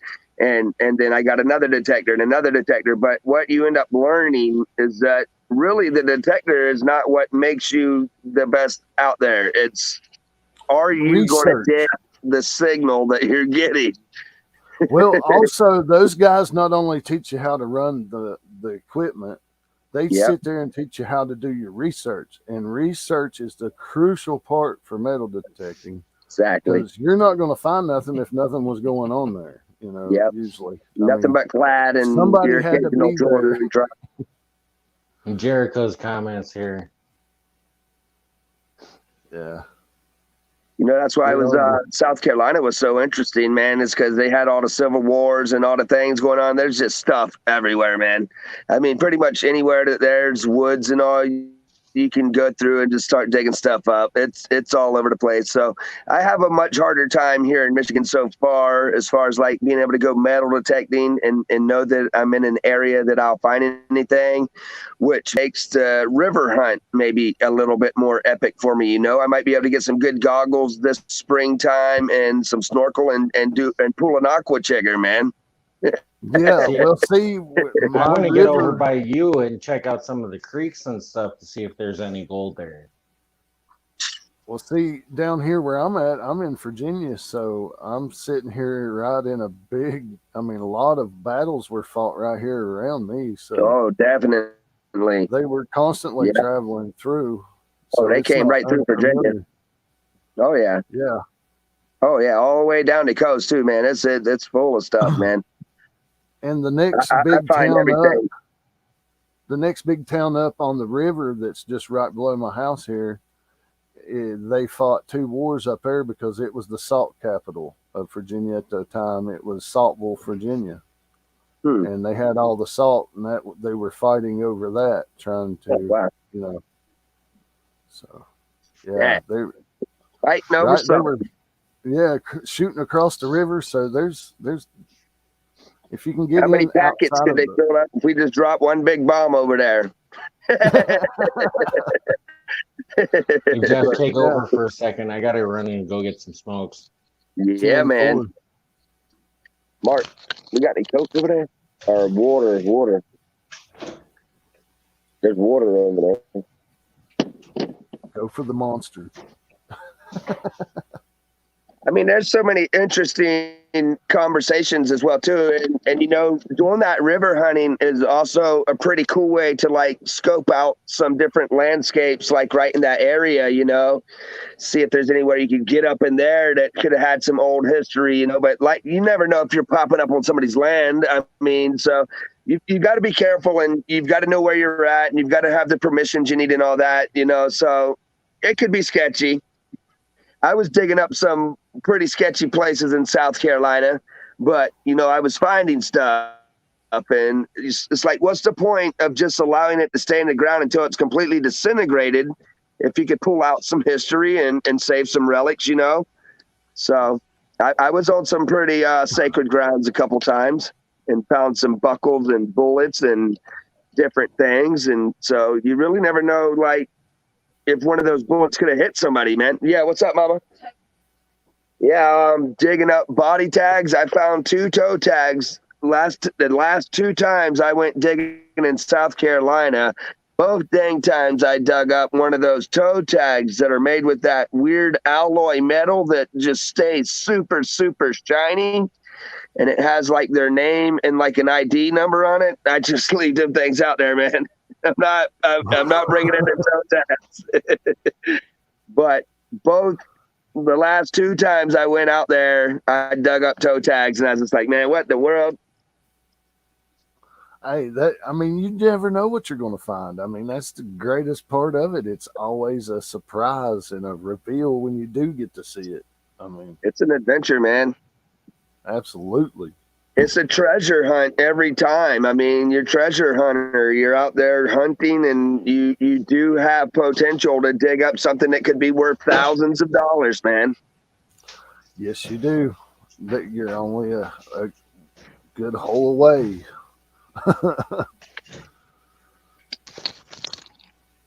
Oh yeah, man. It only takes one good hole. Exactly. And I know that when you learn the beaches, like, and you learn the tides and all that, and you learn where the rivets and the sand are and all that, you can actually figure out where the current is pulling everything, and everything seems to be collecting.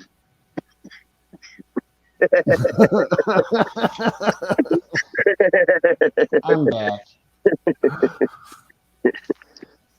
So, you know, I haven't, the Michigan, the Great Lakes up here, they are beautiful. And I see a lot of, you know, the cobblestone floors. I see a lot of black sand and all that too. So, but I'm sure that we're not the first people to think of this, man. I mean, but it's just so nice looking. There's got to be something in there worth some money, man. I mean, I feel like that myself. The only way to figure out is to get a pan. Yeah, I see that black sand all around them lakes. That's the spots you want to check. Trust me. Because Upper Michigan, the black sands, that's the spots to hit. Yeah, you got to fill in your holes when you're done. That's just etiquette. That's just so the rest of us don't get a bad name, you know. I mean, you got to do your work. That's for sure. Oh yeah, Research. You know, it takes a split second. Well, yeah, I mean, you know, I went out to the Great Lakes, and I was thinking that, you know, here I am. I got this metal detector. I'm going to be out here. Everybody's probably lost all kind of stuff. As soon as we pull up, here's a man and his wife walking past me with 2 Equinox 800s, and I'm walking out there with my AT Max. I'm like, oh man, it's like they just tore that place up. Well, as soon as I got on the little stairs going down, I turned the unit on and started swinging right away. And right there by the steps was a gold little freaking flip-flop, man, that they had missed, dude. So I was just discouraged, like, as soon as I saw 2 Equinox 800s and I had this Garrett unit here, you know, I got kind of discouraged. But bam, I went right there, and as soon as I turned the machine on, I found this item that they'd missed. So that right there is like proof, man. It don't matter. Don't get discouraged. It don't mean everybody hit that same area that your detector's swinging over. But see, the biggest thing that So I found out pretty cool. is when you're either metal detecting or prospecting, that one spot that you know everybody always walks over to get to the spot that they want to go to, check it out. Even where you The park path. sometimes when you're prospecting, check it out because you never Yep. know. You might find some gold, or you might find some relics. Appreciate stuff everything that's you been do, dropped. Mayhem, brother. Go get you some rest, man. Heck yeah, Mayhem. Well, that's how it was We around had the beaches Mayhem in South Carolina, man. showing some People park love. all up and down. What you got? Who is that? That's That Mayhem was Mayhem Prospecting, sticker. showing him some love. He's overseas right now, and they just got hit tonight, so he's been a little busy. So Oh, man. he stopped by to show a little love. So we're gonna show That's Mayhem awesome. a little love here, guys. If you don't know Check Mayhem like Prospecting, go Mayhem. check him out. Sweet. That's awesome. Yeah, So, Thank you for you your know, service, everything man. Mayhem does. yeah, I got the Equinox 800 right now in the Garrett AT Max, but I promise you with the AT Pro, I could have done just as good or better than I'm doing with the Nox right now. And it may be because maybe I learned that machine better. I know the Nox has got better frequencies on it. It's sort of a multi-frequency range, but you know, the Garrett AT Max, it's a pretty good unit, but the Pro, to me, I was just finding much better stuff with it. It's you know, So I once you don't know. learn it, you learn it. Once you know it, you know it. I mean, you can tell Yeah. how deep a sound is and everything, if it's trashy or if it's, you know, I mean, you just get to know Exactly. your machine. Mayhem's loving Yeah. the shirt. Show him your shirt, AAP. Oh,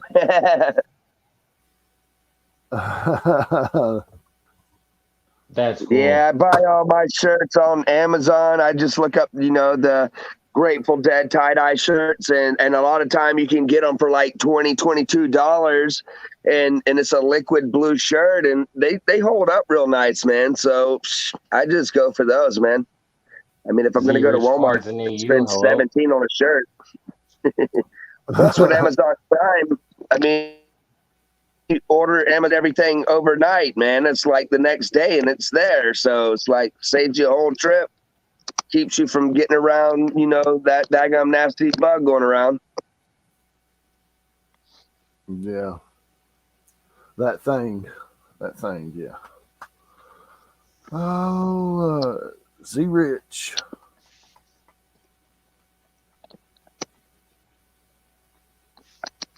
Catch that, Charlie? Man, my phone, I got the Samsung, Okay. Samsung Ultra 20, whatever it is. You know, I got a Samsung, the newest ones, and the volume on the thing sucks. The camera seems to suck.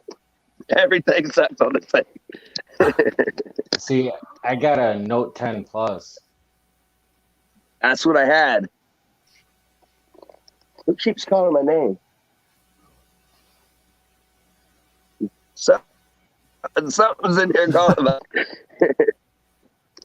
Y'all didn't hear And that? what's messed up is I heard that in the headphone. Lasking on the fly. Did you hear like something going? Did you hear that?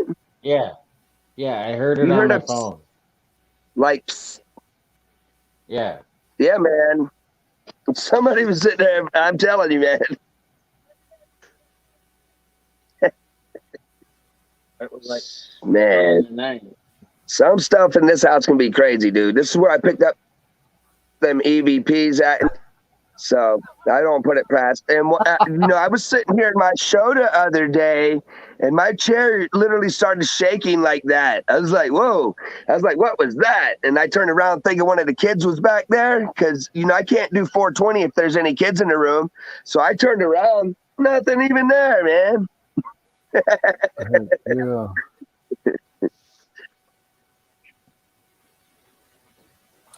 Shoot, yeah, we like that shiny. Like it gold. Like it silver too. Lassie on the fly in the house. How you doing? I mean, we still got 14 people in here that I'm seeing on the chat. That's awesome. We've got people coming and going. You know that happens, and you know. Bush Bunker, how you doing? Bounce. One of our Alaskan friends there as well. Oh, Yeah. nice.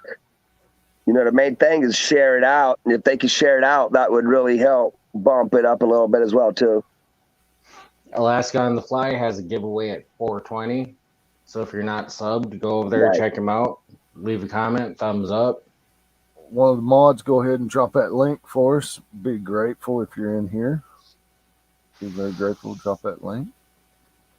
Yeah, and I'll go back through after the show too, and go back through the comment section and try to pollinate some channels up in there. And for what they don't know, when you come to my channel, we pollinate channels and we cross pollinate because YouTube doesn't like that sub for sub word. So by people pollinating and cross pollinating, we're kind of throwing the whole algorithm thing off, you know. But they're still going to purge channels. I mean, so that happens either way. Well, I'm actually People back say, up to "What the hell where I you was guys at about before pollinate?"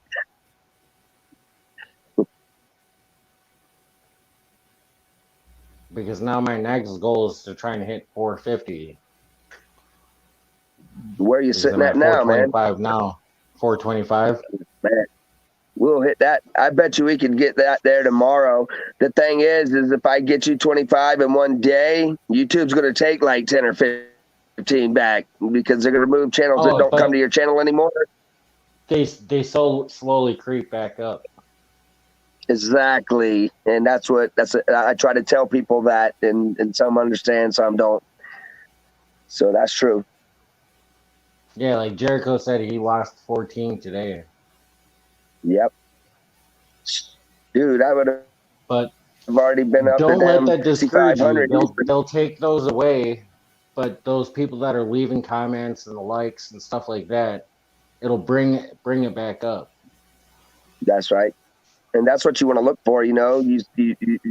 You'll realize, yeah, I met this person today and they're leaving comments on my videos every day. So it's like they're definitely stuck, you know. It's the people that haven't left any comments to begin with that end up ultimately getting removed out of your channel. They don't leave comments. They don't leave thumbs up. So YouTube's just like, well, you're gone. Yeah. You're out of here. Got to go. And they'll squash your YouTube channel pretty quick. I mean, they will squash it. You know, if they feel like you're doing something you shouldn't be with it. Somehow I've slipped through the crack, man. 420 Grow Network, you know, getting blitzed the whole time, growing channels. Been pretty cool. Oh, definitely. Yeah. I got to show a little bit of what's legal now here at my place, you know, as in some of my content.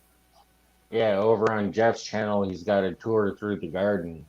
Yeah. You get to see his juicy tomatoes. Heck yeah. Sweet. Tomatoes.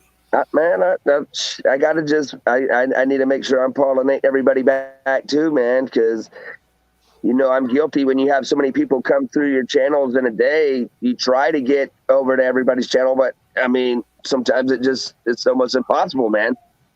Yeah. But, you know, I got to make sure I've got y'all up in my network, man. Because like even Amethyst that said she thought I was over at 500 at a point, but I'm not at that point yet. Because if I was over 500, then my community tab would be open and I would be able to post a lot more stuff there. But I'm not to that point yet. Yeah. Hey, bud. What you want to do? You want to say hi? Here comes little man. Here comes little man. Little man, say hi. Hey, everybody. What's up?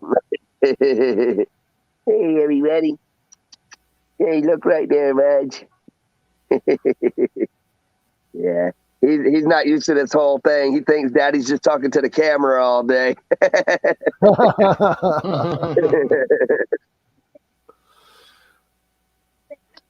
How late y'all normally stay on? Yeah, you can say hi, Lee. No, I'm not panicking plug for days. I know I'll get there. It's just a matter of time. This is another one of my sons right here. So that's 2 out of 6 that I got. We got 6 boys. So this is one y'all never met yet. But he loves digging the holes, man. Like we'll find a signal. He gets down there with the pinpointer and digs the holes up. And so, you know, that takes a load off me. Let them dig the hole.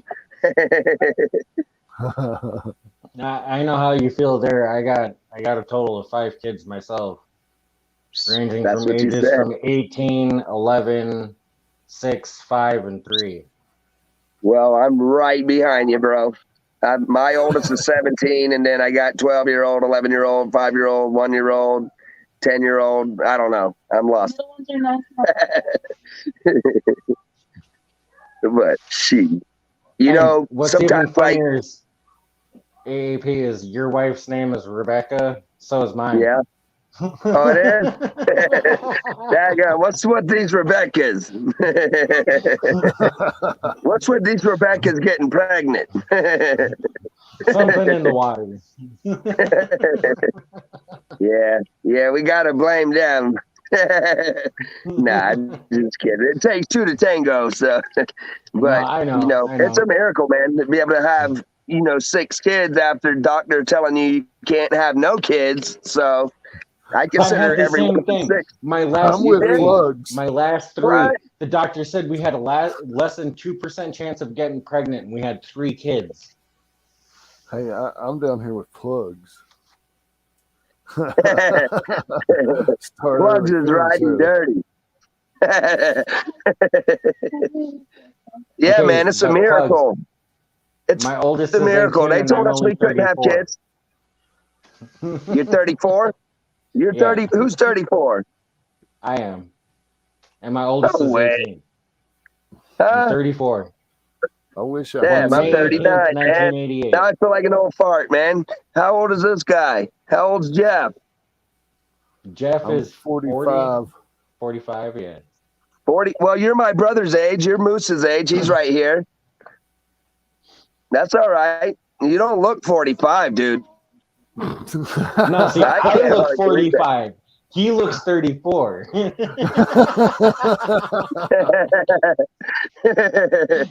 That's hilarious.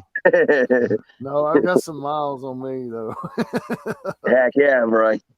Man, and we used to work hard too, boy, back in the day. It's things are so much different now, man. They don't realize that they're like our generation, we busted ass, man.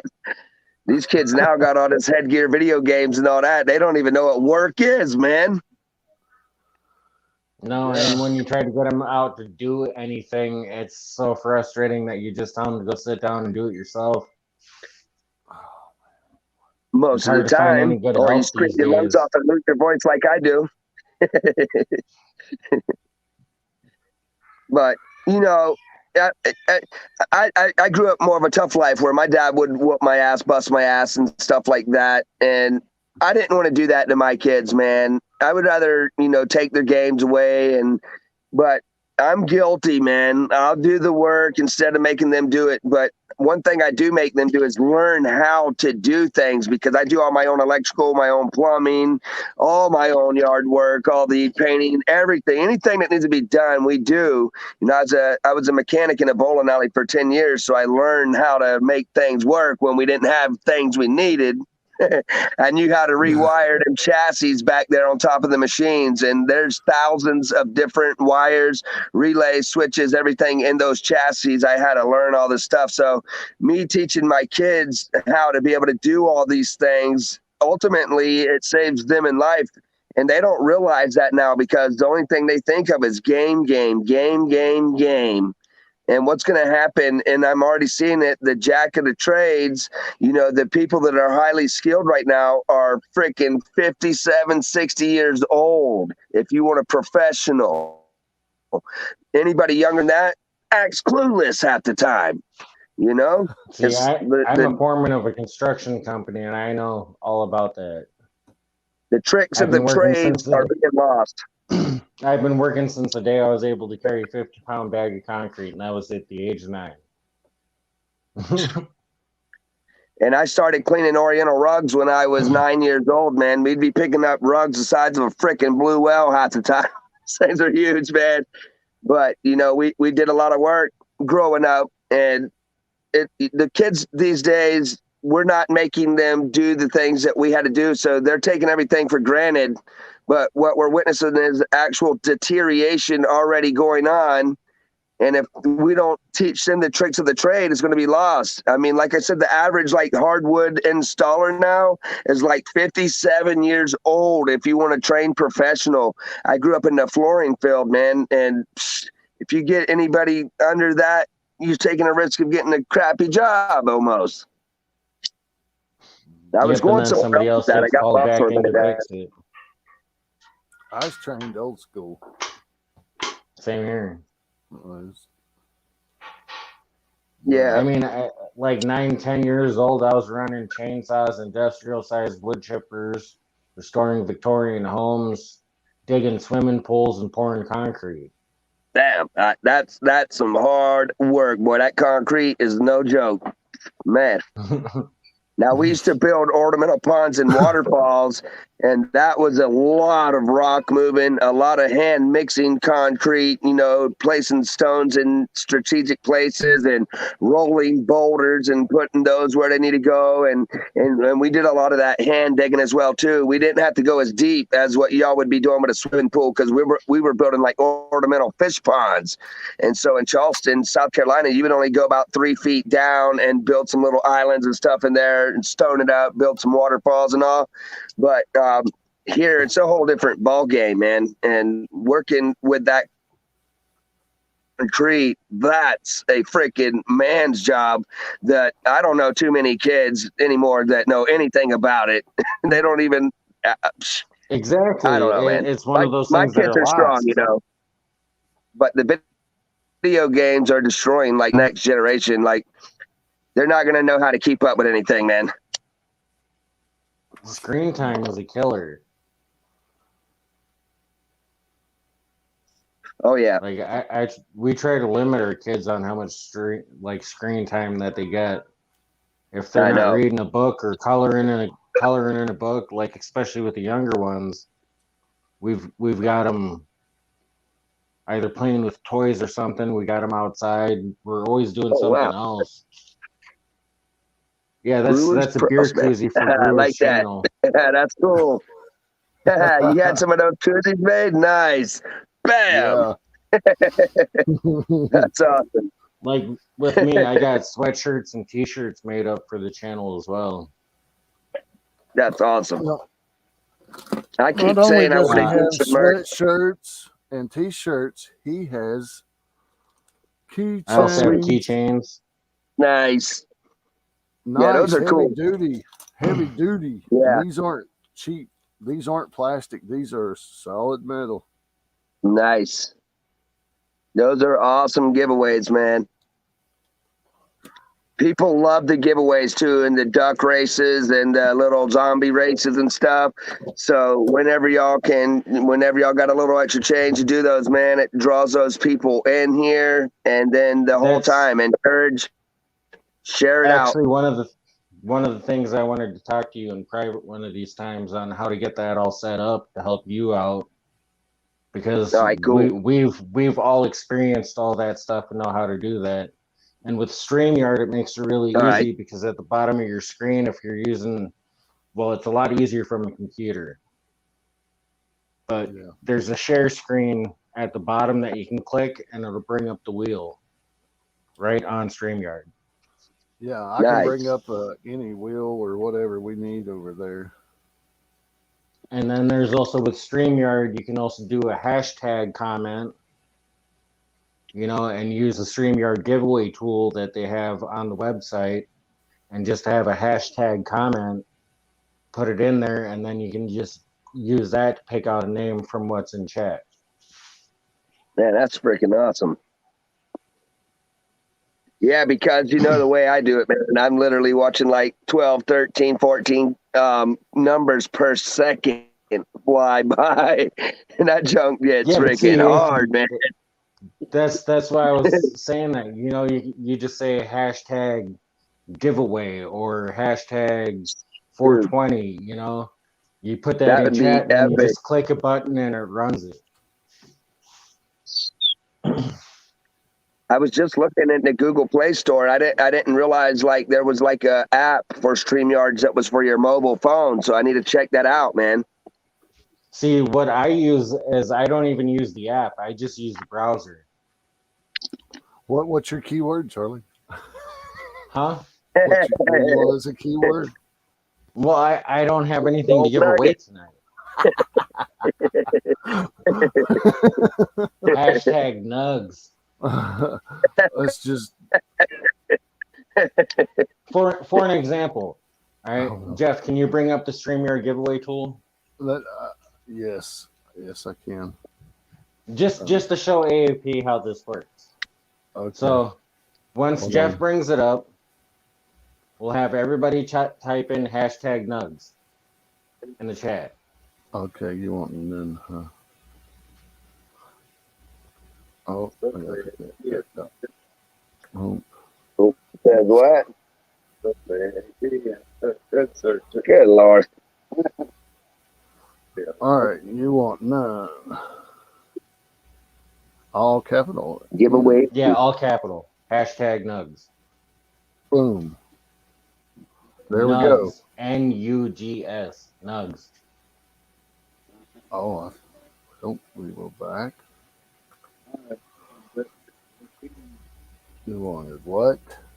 Nugs, like nuggets. Nugs. No. Oh, Niblets. I better capitalize that.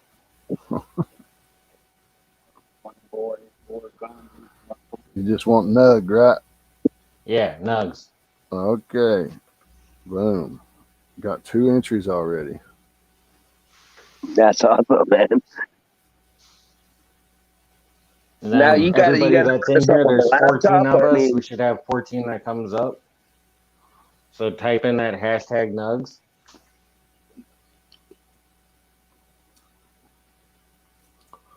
Or nug. Sorry.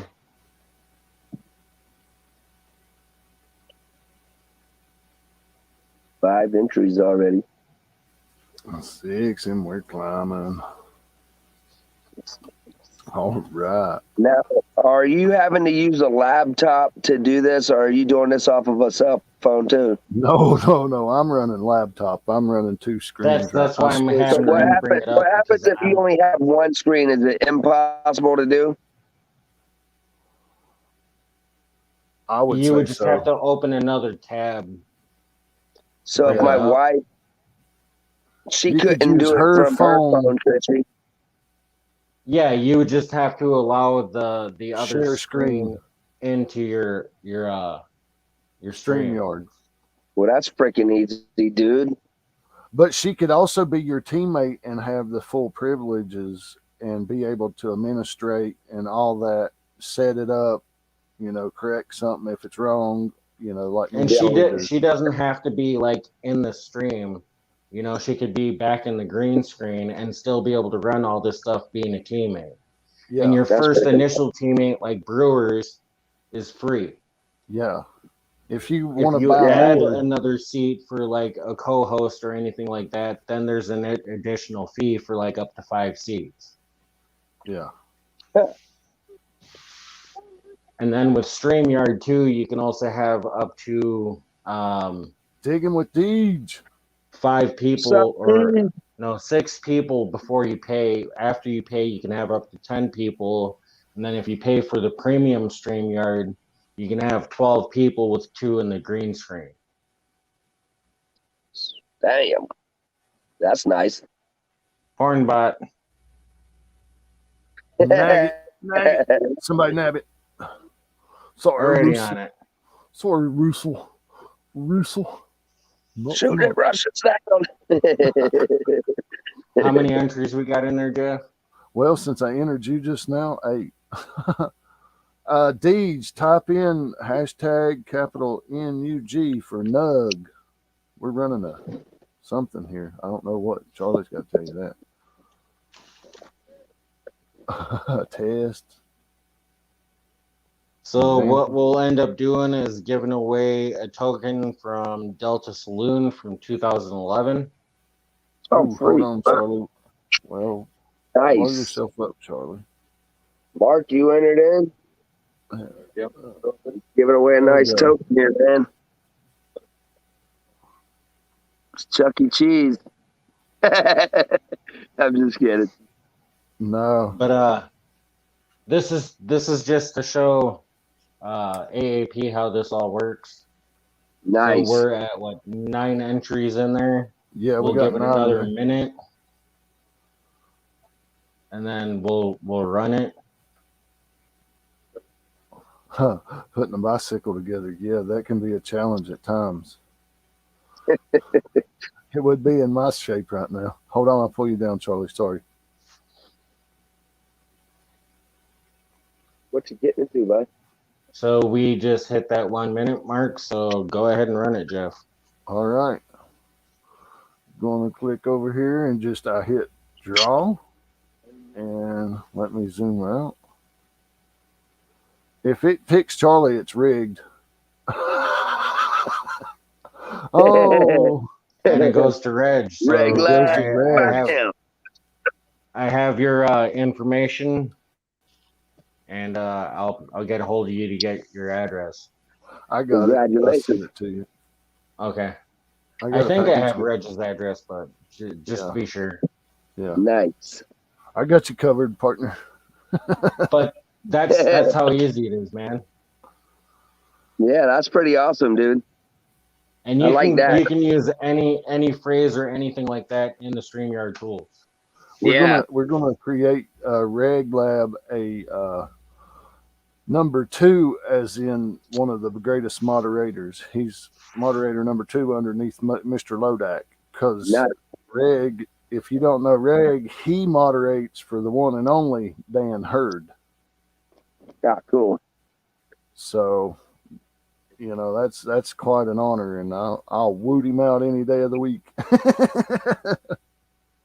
But I'm gonna So, stop like, sharing screen. But nah, they're just kidding around, Mark. StreamYard has definitely tried to make things a lot easier for YouTube streamers, Twitch streamers, any platform that you really can stream on. They've tried to make it a lot easier for the people using the product. Nice. And for the features that you get as you pay going up, it's definitely worth it.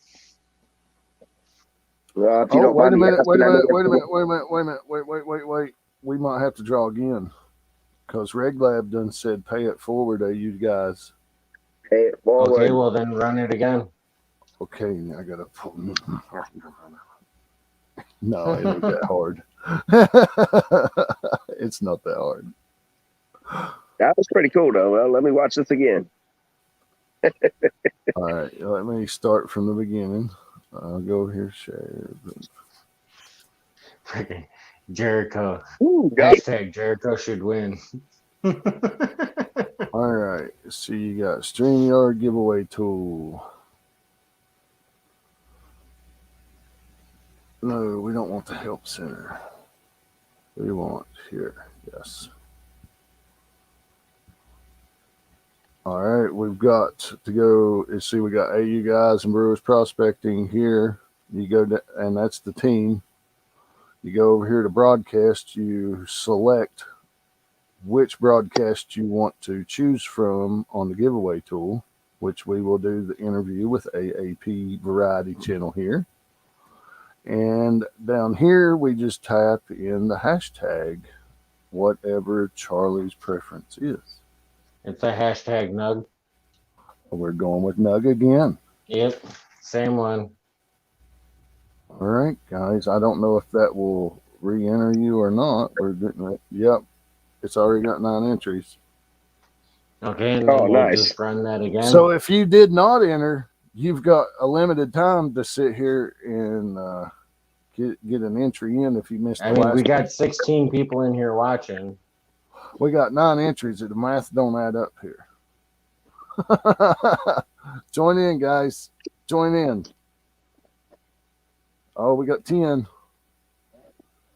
Hashtag And Nug, that's- NG, capital letters, it looks like. Yes, all capital. Anytime you hashtag, you always go all capital on these giveaways usually. That way there is nobody's discretion if they went lowercase, you know. Because I don't know if it picks it up as well, but possibly. Reg is like, if it picks me again, I'm going to laugh my ass off.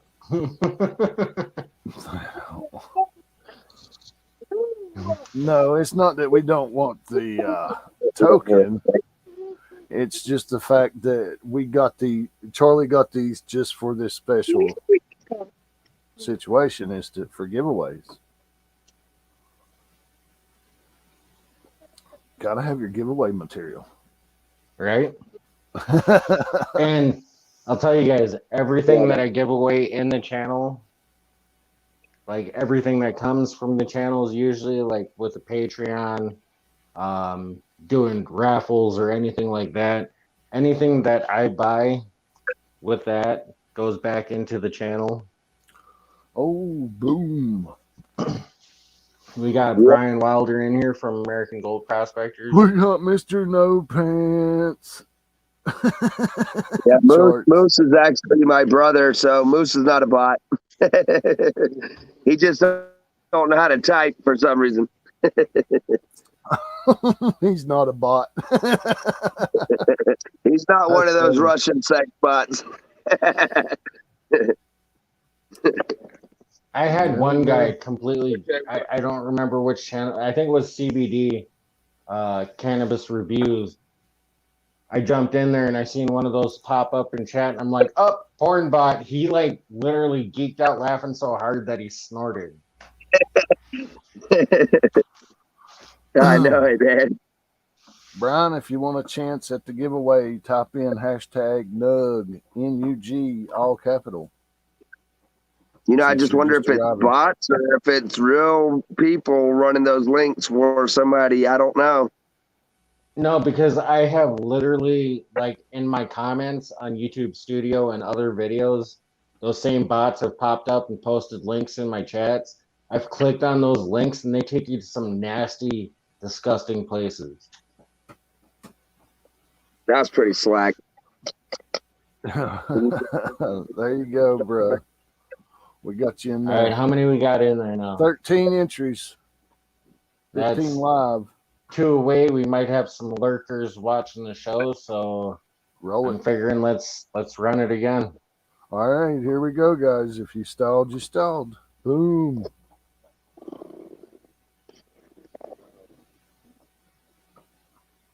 Winner is Jericho Hercules. I already have his address, so I'll send that out to him. It's rigged. Nice. It's rigged. Let's see what happens when we do it again. I'm just seeing. This is just test, guys. This is just test for me playing over here. I'm just playing now. Asking on the fly. I'm just seeing who all entered, really. But the other cool thing about this is it's one of those things that I don't know if you go through and remove entries that are called, but you can also go to last man standing and just go through, and then the last person that's on the list gets the prize. Yeah, you could. Those are always cool ways to do it too. Yeah. Or give them, one number and then do the auto number generator on Google, Yep. Keep pushing the button until it lands on somebody's number. But yeah, y'all's way, that's the easiest way. The duck races, stuff like that. It's way easier than me watching 12 comments per second.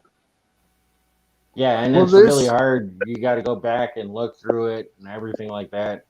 See, on the duck races, you kind of got to type in or pull them over to enter them. This way, I know. If they comment, boom, and they're in chat, they're in there. I mean, you don't have to. Way. Yeah, I mean, it simplifies it majorly. You don't have to type in their names. If they don't want to enter, they don't enter it. I mean, it makes it so easy.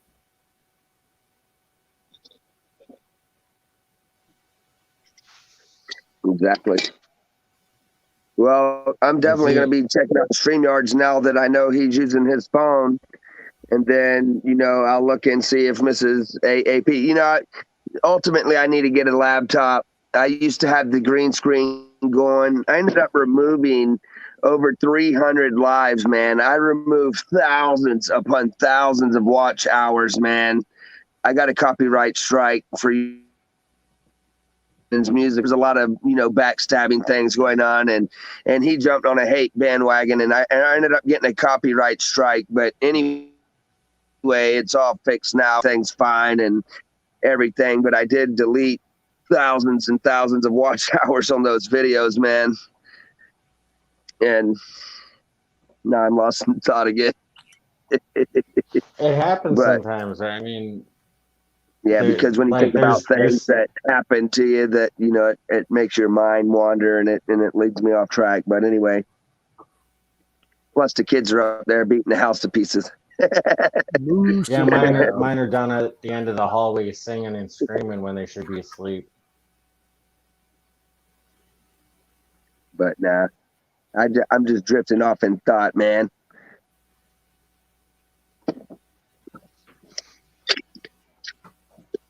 Anybody got any questions up in chat? I definitely want to, what I was actually stupid. You know, I was saying I want to get a laptop coming up here and get that going again. I used to have some awesome graphics running in the background. I had special graphics for people when they walked through the door that had been coming in. I'd hit a button and bam, it would blow them up on the screen and have cool stuff going on, you know. I had a lot of really cool stuff going on, and those days came to a screeching halt when I decided there's a lot of things going on in just that community that we had to get hashed out, figure out who is who, start, you know, cutting people off from being able to come in. And now that all that's fixed, I mean, I need to get that green screen back up like y'all have and start bringing some of these graphics back out. For real. It's really nice to be able to promote your friends on them green screens. Yeah. Well, I got to get hardwired in Johnny before I Small can Pepper pull in the up house. background images and whatnot. Yeah, I got to get some better ones too. Hardwired But I just in. figured this room in here, my wife had painted it all up for one of the kids, and they ended up just destroying the room as a playroom. But No. it's a Batman room. Johnny No, Small my Pepper. phone was that. Brand new phone, Panda Cat. Hello? and all I hear is straight that. Buzzing Hazard.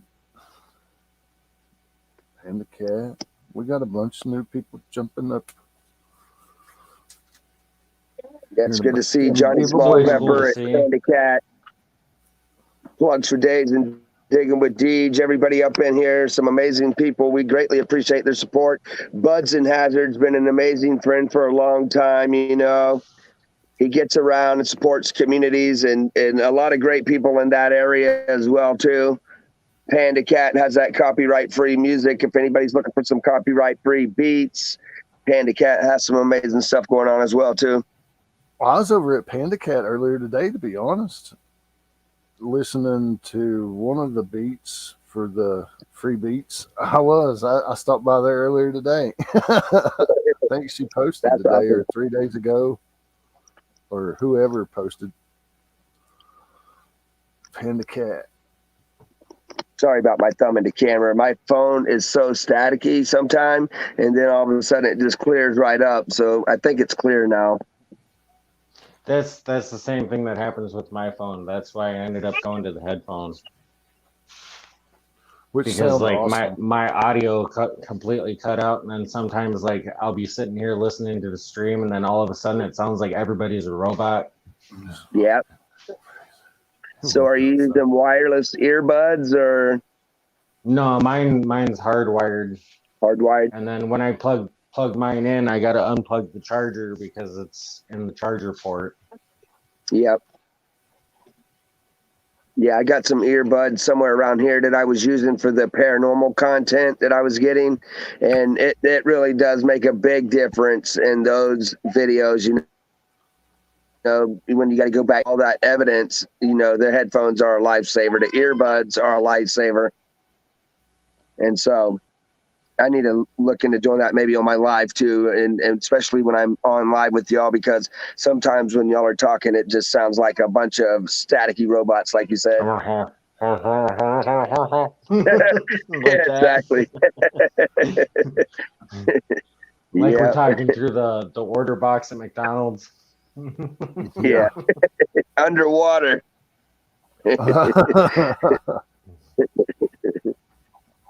Like somebody threw you off the bridge and locked you in a box, and your last words were coming out all muffled.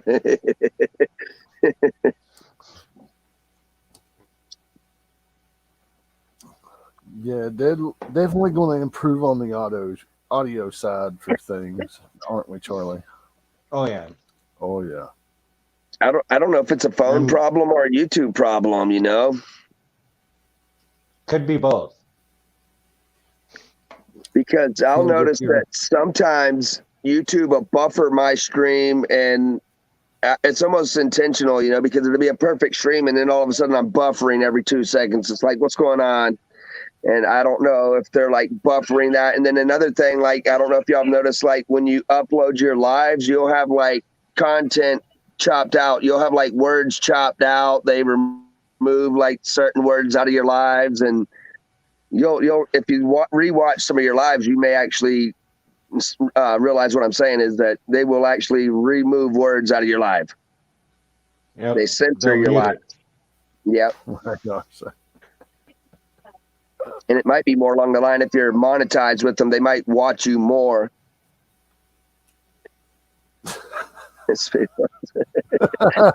Yeah. I like that little guy, man. He can make all kind of sounds.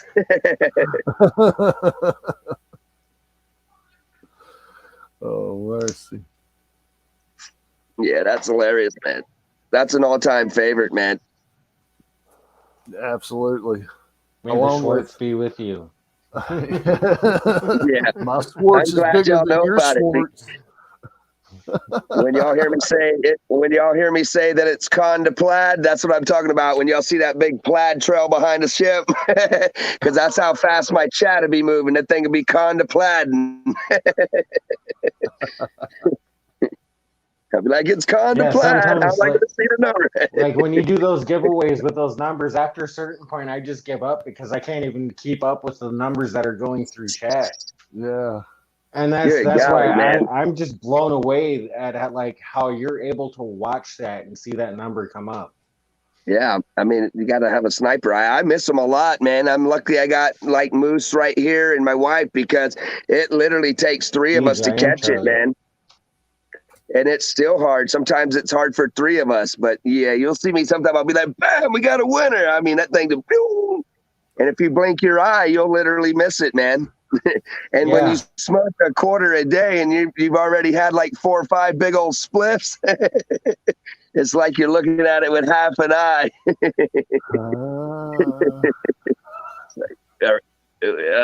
Wait a minute, I'm watching chat here. Oh, do you have your aerodynamics? Order your AstroTurf today.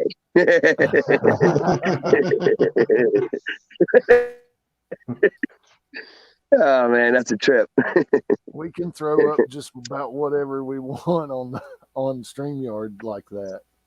That is pretty Yeah, it's awesome. just a matter of downloading it right to your clipboard that you have on the side there. It's under your What's brand. up, John Francis? That's a lucky family right there. John Francis, Kayla fan number 1.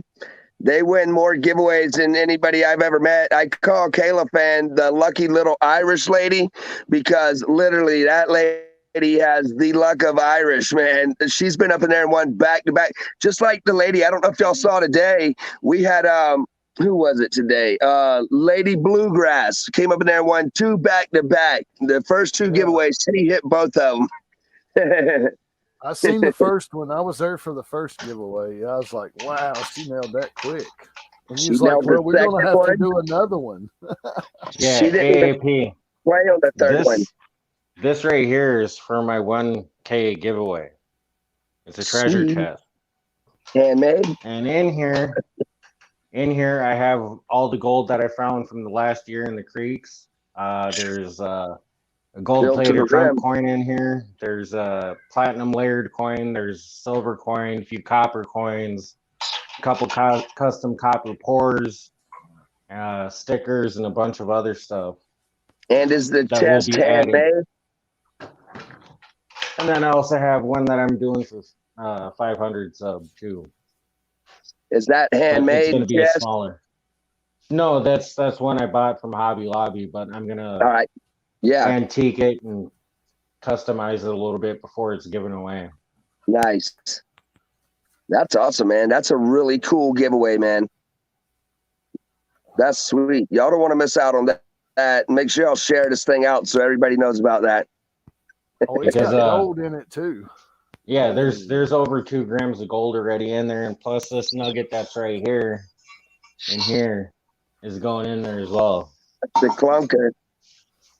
And that puts the gold total in that box over 3 grams already. Nice. That's awesome, man.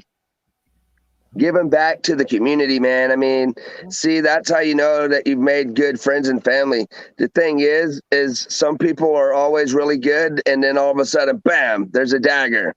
The thing is, you know when you're with good people. You know when you're with bad people. Stay away from bad people. Keep yourself associated with the good people. Your YouTube channel is going to be way better off.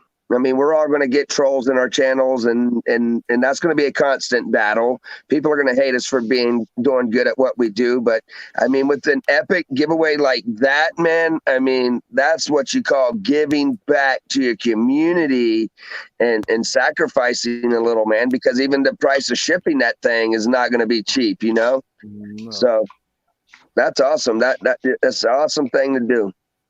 Yeah, but Might this have to platinum, deliver that one in person. this platinum coin, look at the face value on the platinum coin. Sweet. Damn. That's Man, that's $100 insane. coin. Man, that is a treasure chest, man. Yes, sir. So it's an epic giveaway. Oh, dang right. That's what I'm saying. That's what you call giving back, and that's a huge give back right there, man.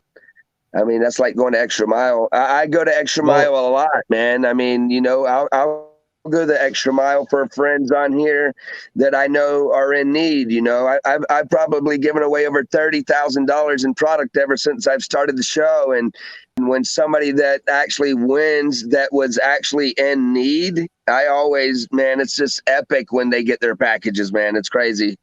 And you know, but like I was saying in my live stream earlier, it's like I always go in with that faith, and I'm always seem to be blessed, man. Like Think Dragon came in the stream today and dropped $120 in there, plus other people super chatting. So it's like when I go in with good faith and ready to do good deeds, I'm always blessed. So all these shipping costs I always get, it's always covered by YouTube. I mean, I never come out of pocket for shipping. And I always got a little profit to put on the side. And so, See, like, everything that I do, like with my giveaways, when we do donation raffles or anything like that, all that money goes right back into the channel. That's Exactly. how I'm able to pick up like pay dirt bags to get gold for what I do in my pay dirt bags, or how I buy these tokens, or like the 2 books of Kennedy hats that I have down here. All that is going back into the channel. Exactly. And like the treasure chest that I have here, all that is going back into the channel. Everything that I get between gem bags and silver shot bags and all this other stuff, all that goes back into the channel. Yep. Doing things for your YouTube family, man. I mean, that's always important. That shows that you do care about the people that come to your channel, and that should be important to them. And it should also give them that want to go and invite their friends as well. And that's very important as well. So I'm always pushing that, man, for good people. I'm always pushing that share, like, comment, you know, because you don't know who you're going to meet, man. And like you're giving something epic away. Did I know I would ever meet somebody like that? No, but I did. And I didn't know I would meet y'all. But I mean, just being able to even be into a giveaway like that now, I mean, that's freaking epic, man. I mean, just having a chance, everybody should feel honored for that, man. I mean, and that's a lot of your hard money and stuff involved in this. So yeah, but it's one of those things that it's my way of showing appreciation for everybody that clicks that thumbs up button, leaves that comment, and rings that bell. And it's also one of those giveaways that if your subscription is not public, I'm sorry, but that list, you're not on it. I have to be able to see that subscription.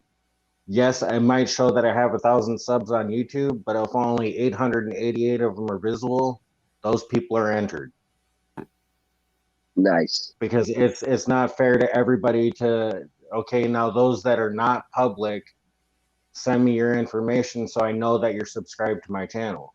Well, I could have people email me that are not even subscribed. Yeah. Saying that they're subscribed and getting entered. So it's not fair to those people that have it visible and on there. You know what I mean? And with a package that size, if anybody wins it out of the United States, you're going to have to cover shipping. Yeah. It's expensive, man. I end up sending stuff to Australia and the UK, and they don't even know, you know. I could be paying $20, $30 dang dollars to ship this thing, plus giving you all the stuff. It's pretty bad. Just to send a small flat rate box to Canada is like $43. Good night. Yeah, that's insane. Yeah, I've sent boxes to Canada, to the UK, to Australia. I've got one now to send to Australia, man. Greg Manley one, and I think another one to the UK now that somebody else won. I've got literally 11 packages to get ready that are going out tomorrow. Everybody, I've been telling everybody they're going out. But, you know, when you got so many winners every week, you might as well do it all at one time. So I got 11 going out tomorrow. And I don't even include tomorrow's live stream, man. River Sticks, what's up, man? Bam! Tommy up in the house. Got Tommy in here. River Sticks.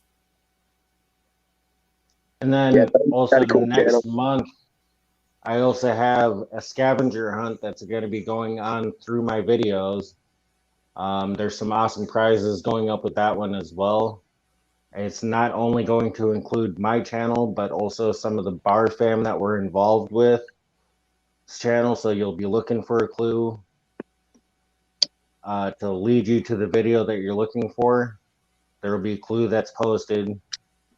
Once you figure out which video that is, there will be a phrase that'll be in that video that somebody will say that will need to be emailed to me. Anybody that posts that phrase in comments will be disqualified. Because once that is emailed to me, you'll get a link to a private video leading you to the next clue up until the last video.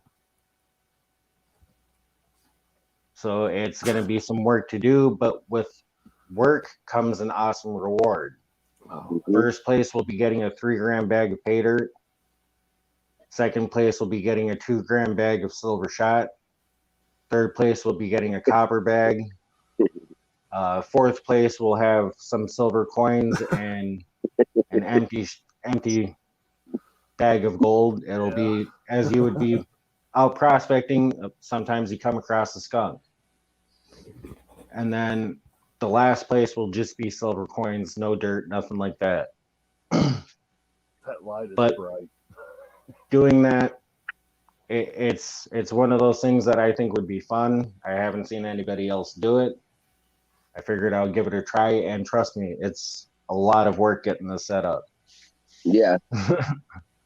That's cool. I like Jeff's glasses. You know, he looks like Billy the Exterminator. Like Billy the Exterminator has those shades like that. I like that. Guess so. They're just. But what I like about that is it's gonna force people to go back and watch videos. Oh wow, DeWalt. Yeah, OSHA compliant. Exactly, man. You know, they got to look for those key words. And one thing, put a hidden letter in each video, like you were saying, dude, and let them spell a word out of like 5 or 6 videos. You know, there's a hidden letter in each video or a hidden keyword. If they could put the whole word together, then they're entered into that giveaway. You know, if they to the 7th giveaway and they know. But the thing about that is if somebody writes that keyword in your comment section, then everybody's going to know what the keyword is. So, I mean, but something like that, you know. Like River Sticks Van Life said, keywords, found Easter eggs, you know. And it's one of those things that, like, it could be that you're looking for a misspelled word or something like that, you know, in either the title or something like that, that it's not going to look normal. But at the same time, if you're looking at it just at a glance through, you're not going to see it. You know, so it's one of those things where you actually got to look for it. Something like a Where's Waldo, man. Put a little tiny figure somewhere throughout your video, you know, and see if somebody spots it, you know. Something really small that's going to be somewhere, you know, like a Where's Waldo type deal. Right. Or see, like there's other games. Yeah, there's another one that we know from Big Red Bullion. What he does is he plays hide and seek with his live stream viewers. What he'll do is he'll have his stream going, but on another laptop, he'll go hide in another live stream somewhere. Yeah. And then now his viewers got to find him. Whoever finds him wins. Yeah. Yep. He's popped in here and hid a while, and nobody found him over here. So, you know, you never know where you find people. I mean, it might be the weirdest channel you ever thought of finding somebody. You exactly. That, too, is one of those things where it helps out the community because he might jump into some live stream that nobody's ever heard of. And the only way you're going to find it is by looking at what's live on YouTube and going through each one and checking them out. Yep. Or until you find them. Or you can go back through like ours, you can go back and see the channels we subscribe to, and you know where to kind of go look at, you know. Yep. But there's a lot of people I subscribe to, so the subscriptions list are a lot of research. If I had sub for everybody that I was sub to, I would be over 1,000 subs already. Yeah.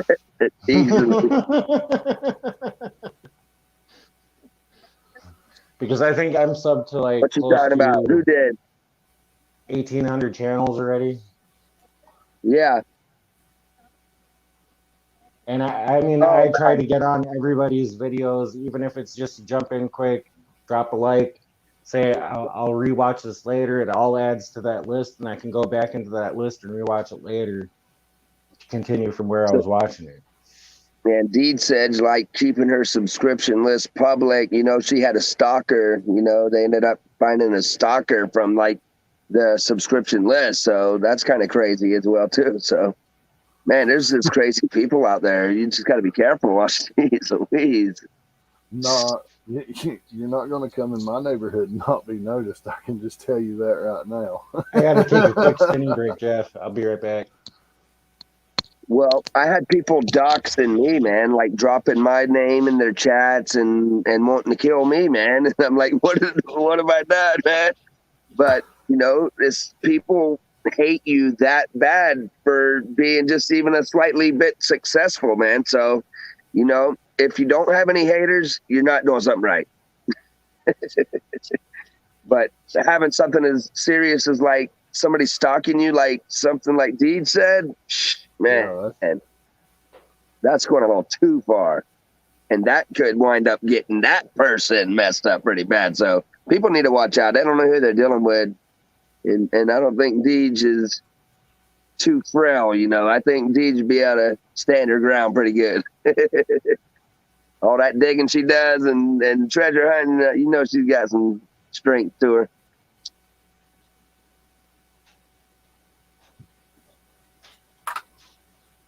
She goes rock hunting too. Deej does, so that's pretty cool. I love me some rocks. Yeah, somebody stalks the wrong person. They never know who they're gonna walk up on, man. Like you might think you're walking up on some sweet little lady and you're just gonna mug her or something. That little sweet little old lady pulls out a Colt 45 and you're not gonna be, you know, you just don't never know, man. People are idiots. You never know. Some people, you know. You never know. Like Jericho just said right there. Bam. And it's at Exactly. reach. It's always in reach. I mean, it's Yeah, you have to, especially nowadays. You just might as well just be packing anyway. I mean, you don't never know when you're going to end up in some kind of life-threatening situation, man, with everything going on right now. But yeah. A simple little trip to the gas station could turn into a life-threatening event. So let's go back to something happy. Yeah, Good news. Any good news coming? I got a dig coming. I got JP Lawns and More coming to town this weekend, which is Saturday. Oh, nice. 2 days away. We're gonna go digging. We're gonna metal. Yeah, if it wasn't like 16 hours for me to drive out there, I would. I know, Charlie. We'll meet halfway. Somewhere's up there, halfway point. Luke Duke. Let's go, Luke Dukes. Meet you at That's Luke funny. Dukes. Yeah, my whole life, that's what I was called, Luke Duke. My oldest son is Luke Jr., and, you know, Luke Skywalker, Luke Duke, let the force be with you. I've heard it all. Everybody called me Luke Duke my whole life, man, or Cool Hand Luke. So that's my actual first name is Luke, and then my oldest son, he's Luke Jr. Yeah. And all my sons have L names, and I got 6 sons, and they're all tongue twisters now because they're all L names. Well, we have a good prospector friend, Luke Duke, that that's who we talk about. Like here's Mr. No Pants. Luke Duke, call in. Yeah, American Gold Prospectors. Brian, he's actually from he's a dredger from Bering Sea Gold. Oh, wow. Oh, man, that's freaking awesome. You've seen that on Discovery Channel? Yeah. That's Brian. Wow. His show's coming up. Is that American Gold Prospectors? Yeah. Oh, nice. Yes. I've got a bag of his dredging pay dirt, and it's from Claim 56 in Nome, Alaska. Nice. Yeah. It tells you everything. You can watch him dredge it if you watch the whole season, you know. It's pretty cool to own some of that gold. Are they still doing that show? I mean, I used to watch it all when it came out. I watched all those drama series and everything, but I haven't had like a cable that I actually watched the shows on in a long time now. But that's awesome that they're still doing the show. I think, Brian, correct me if I'm wrong, the show's getting ready to start, and they're getting ready to go back to here in a month or two for maybe this next season. The gold was on TV. So is he living in like a yurt? Yeah, I'll pull that up. They got like yurts and stuff that they live out there in, don't they? The gold was on TV. Oh, nice. That is freaking awesome. Who's Heath talking? Yeah, that's cool to meet people like that, you know, people that you're going to end up seeing on TV and could potentially hit it really big and doing this underwater diving in some freaking brutally cold water, man. Man. Iced over. I mean, cutting a hole in the ice and going in, you know? Yeah. Yeah, that's amazing, man. The other one that we hang out with and watch sometimes with is Ray Rusa from Cold Gold over in Greenland. Oh, sweet. And his show was on the Weather Channel. Nice. Horse's Mouth. They are filming in 3 weeks for the next season of Ice. Ah, cool. Ice Gold. Oh, yeah. Well, we'll definitely have to check that out. That's going to be awesome. Yeah. Them boys are serious.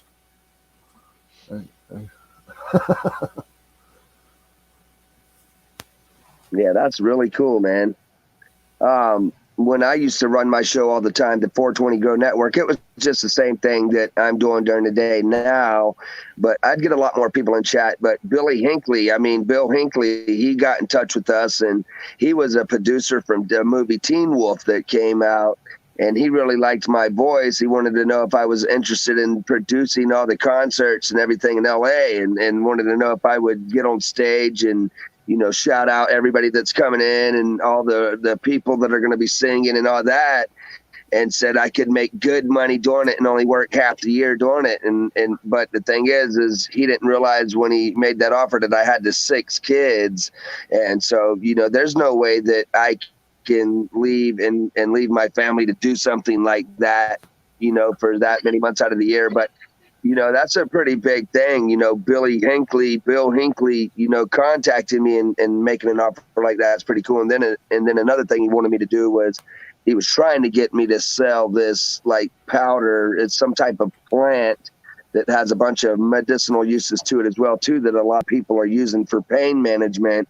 And I didn't end up getting into any of that with him. But I mean, I thought it was really cool that like a producer called me up. So like the same with this guy coming in from the Discovery Channel, Bering Sea Gold and all that. I mean, it's amazing to be able to meet people like that, so that's really awesome. Yeah, we hang out with Brian and Ray Russell on a regular, nice weekly basis, pretty much, don't we, Charlie? Oh yeah. Yeah, that's awesome. So definitely good to have people like that up in your YouTube family and network of awesome real friends like that, man. I mean, and then being able to see them doing good on TV like that, that's pretty freaking awesome. Uh-oh. Yeah, man. Keep it quiet. Another big Alaskan Gold Rush. I see Parker Snobble freaking tore it up, man. That's one successful little booger, dude. Parker Snobble. Oh my gosh, man. He just really had life handed to him on a silver platter and got to grow up on those big toys and have fun and really just freaking tear it up. I mean, man, just imagine if you were placed in like that position. I mean, that's freaking epic, dude. You'd almost feel like a hero going to bed every night. I would love to get up there. It's just get a couple buckets of dirt. Yeah, I can't get there on my budget, but if I had a budget to go with like a show or something, I would jump on it. Dude. If one of them shows contacted me and be like, yeah, we need another prospector out there and with some basic background, I'm okay. Where do I sign? Yeah, exactly. Yeah, if I didn't have like a family, I would have been like, yeah, Bill Hinckley, I'll be all over that, because when you get into something like that, you might end up in a movie or something. You don't know where you're going to go from there.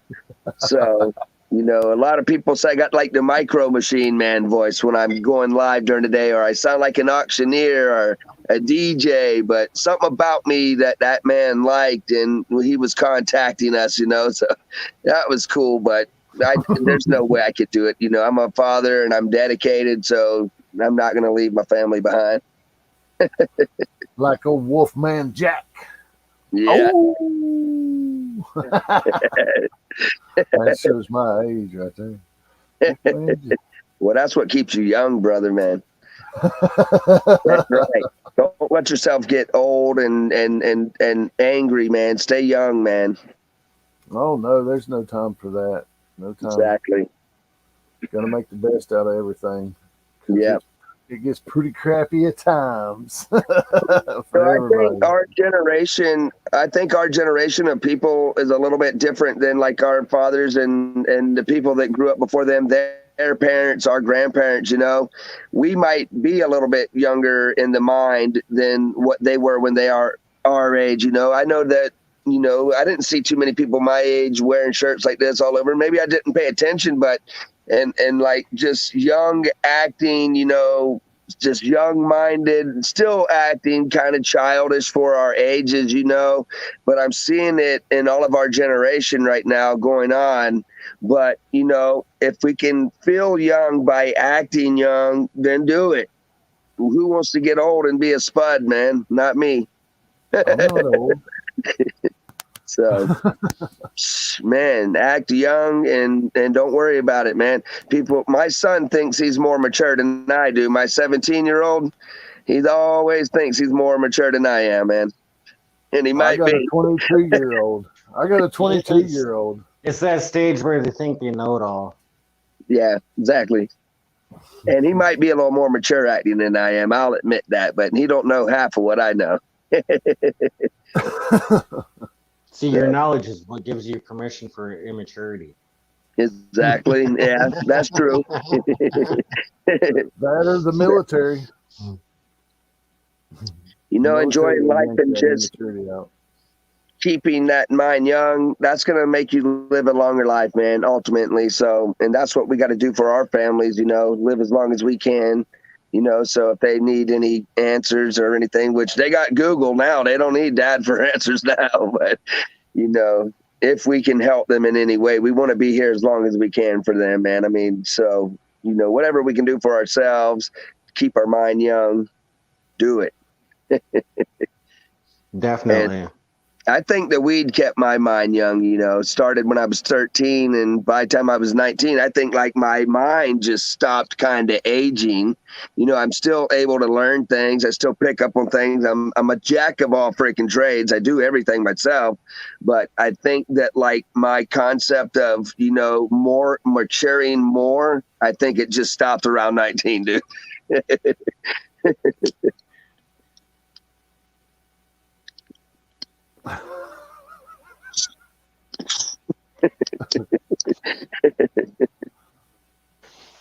Sorry, like, I'm keeping up. Pow, bang, popping up. Yeah. Your soul is mine.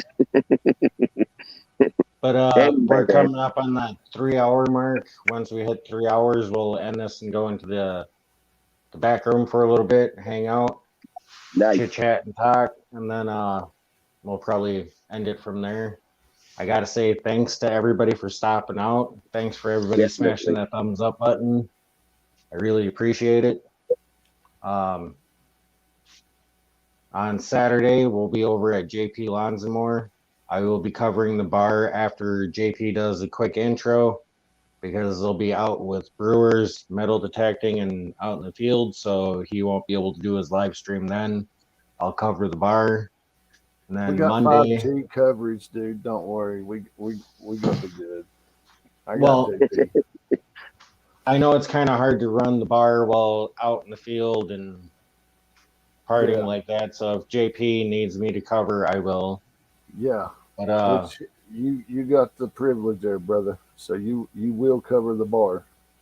And then Monday night we'll be back over at Brewers for his live stream at 9 Eastern time. And then following week we'll have the show over here by me Thursday 9:30 Central time. Yep. So you never know what you're gonna find here, either at Charlie's or my show. I'm like Marlon, you know, Mayor Videos goes live on Sundays at 11 a.m. Oh, yeah. Good place to go and build your channel right there, because he's got probably about 80 to 90 different people, and all in all you get a couple hundred different, but everybody's in and out. But you know, you go in there, 70, 80 people up in chat. Great place to go and build your channels. Makes everybody a mod, so you can drop your links in there or whatever. Been the mayor's there a long time. He's a good brother. Oh yeah. Yeah, he came into my channel and when I had a little grow show going a few months ago before I got back into the 5-day-a-week thing, and so that was cool because I've been metal detecting for 12 years, and then when I found out Mayor was a metal detecting and I hopped over to his channel, I was like, dang, I was like, this is pretty cool. And then he's having the giveaways and you got Tripwire up in there, and it's a great time over there every Sunday morning. You're going to find me there at 11 a.m. Yeah. Well, I didn't get the special sticker for no reason. This is the hologram special giveaway. Some days for me, the weekends, that's the only time I catch up on sleep, because most of the time during the week, I'm up from 5 o'clock in the morning to midnight, 1 o'clock sometimes. Number 3 weekends out is of usually 50. when I catch up on sleep. Right now, it's 123 here. I got number 3 out of 50 of these. Woo! I wonder what we're going to be entered to win then. Imagine what Mayor's got in store there. There's only a few more of these left, to my knowledge. I love them over too, there and get man. a sticker pack. I love those reflective. What do they call those with the Holographic. hologram? There you go. I love them things, man. Yeah. I'm gonna get some. Who is it? Sticker Mule right now. They got like a $29 special right now. So check out Sticker Mule. You know, I'm not promoting them, but I mean, I like that. Check that out. Who is that? That is Brewers. Man, one of that's his sweet, man. channel stickers. Don't forget AAP now. That's we sweet. got some cool stickers over here. I'll have And to don't get your forget- address from you, and we'll send you out some stickers and stuff. Yeah, cool. Don't forget B Higgles, man, Sticker Mule right there. Bam. Like Brian, like if you send him a sticker, man, he'll stick it on his shovel, and when he does his YouTube videos, it's cool because he'll zoom in right on your name and his videos. It's pretty cool what he does for people. And he'll change that sticker out. Like he'll leave it on there for a week or two. Somebody else will send him one, he'll put that one on there. So it's pretty freaking cool. Oh yeah, me and Charlie, we got the stickers to give out again. They ran low there for a little while, so we also stockpiled. Jeff's also got buttons. Nice. He's got koozies. He's got stickers. Yeah, I've been seeing all that. We've got a lot of merch that we give out to our supporters and stuff like that. Usually, Nice. like in our live streams, we'll do giveaways and stuff like that towards the end of the night, because that's where you know those people that are supporting you, because you're at 3 hours in and you still got 13 people watching. Yeah. Those are the ones that typically support and are there from beginning to end of chat. Yeah. Ah, cool. Yeah, those are cool, man. Nice. Yahoo. That's cool. We got a few different buttons and stuff, and Charlie's is going to be processed soon. So yeah, I'm working with a guy that's supposed to be making me some graphic designs. Grape Street. He comes up into the channel all the time. I don't know if y'all have seen him or not, but I don't know too many people that can do the designs right now. I mean, I do all my own thumbnails and stuff like that, but I want somebody cool to come up with a nice design, and then I'm going to have Sticker Mule make that, and then we'll be adding those to the packs too.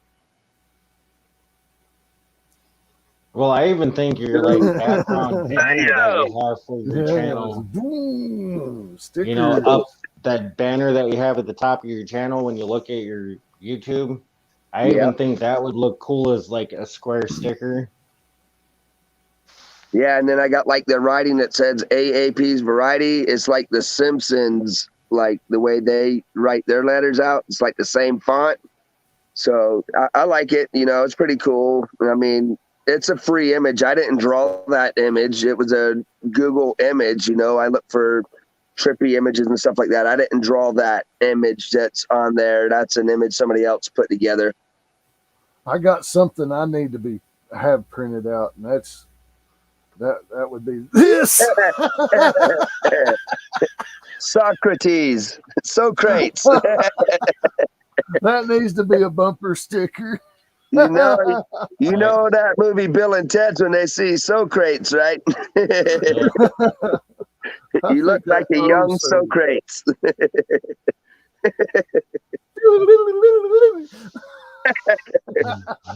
Socrates. Oh, man. I gotta say again, thanks everybody for stopping by. We're gonna end this in 2 minutes, and then we're gonna call it a night. I gotta be up at 5 a.m, so Doggy, man. Shit. and I learned my lesson from the last time, staying up until I had to go to work with Jeff and Grease Monkey. Not doing that again. No way, man. I'm not guilty of nothing. I'm not. Weekends is one thing, but Yeah. Work days. work days it's another story. You gotta get, man, with the kind of work you're doing, you better get some rest, man. Yeah, we actually just got all of our floor trusses up and everything ready to go to start sheeting the deck now for the second Nice. floor. Damn. That's a lot of work. Yeah, give me props for that, dude. Charlie's And we're out there in negative temperatures and stuff too. Shit, boy. Man. You got to do what you got to do, man. I mean, supporting your family. And so, man, this world's not easy anymore. Life don't come easy. So, but the kind of work you're doing is eventually going to probably wear you out, man. So try to do what you can to invest where you can that you're going to return that at least, if not quadruple it. Invest it. I've already broken my back, blown out my knees, the whole 9 yards. I've been through the stringer. I know my body is already beat up, but that's also why I'm at the position now where all I got to do is run around and bark orders. That's good. Shit, yeah, man. It's been a good stream, man. A lot of good people came through, so I'm happy about that, man. You know, we got off of Like Father, Like Son, man. They had a really epic stream over there as well, too. So, you know, that's really cool. And everybody needs to remember to return and smash the thumbs up. And remember, man, this is a family, not a number that we're building. And keep rocking and keep lifting everybody up. And this is a YouTube family. So, you know, help them how you can. And even if it's just giving them a friendly tip, do that. Hey, I'm always more than welcome to take like criticism. If there's anything else that you want to see on the channel, stuff that you want to see us do, leave a comment. You know, otherwise in my About Me section, there's my email. If you want to see something that you want on the show, or if you want to come on and talk, or if you want to do an interview like AAP did tonight, hit me up. We'll have you on the show. We'll shout out your channel. We'll get everybody to see you, and we'll have a fun time. Boom. Nice. There you go. Yep. And you can talk about anything, man. That's what makes it even better. Got anything on your mind? Feel free to talk about it. Thanks everybody for coming in. There's my email right there. We'll let that sit up for a second there, and then we're gonna end this. Thank you everybody for coming in and joining us tonight. And remember, when you check out other channels, please smash that thumbs up button. Leave a comment, because otherwise YouTube will kick that subscription off. Yep. Because they see it as just a clickbait subscription. Exactly. So make sure that you leave that comment and like. But thanks everybody for coming in, and have a good night. Night, YouTube.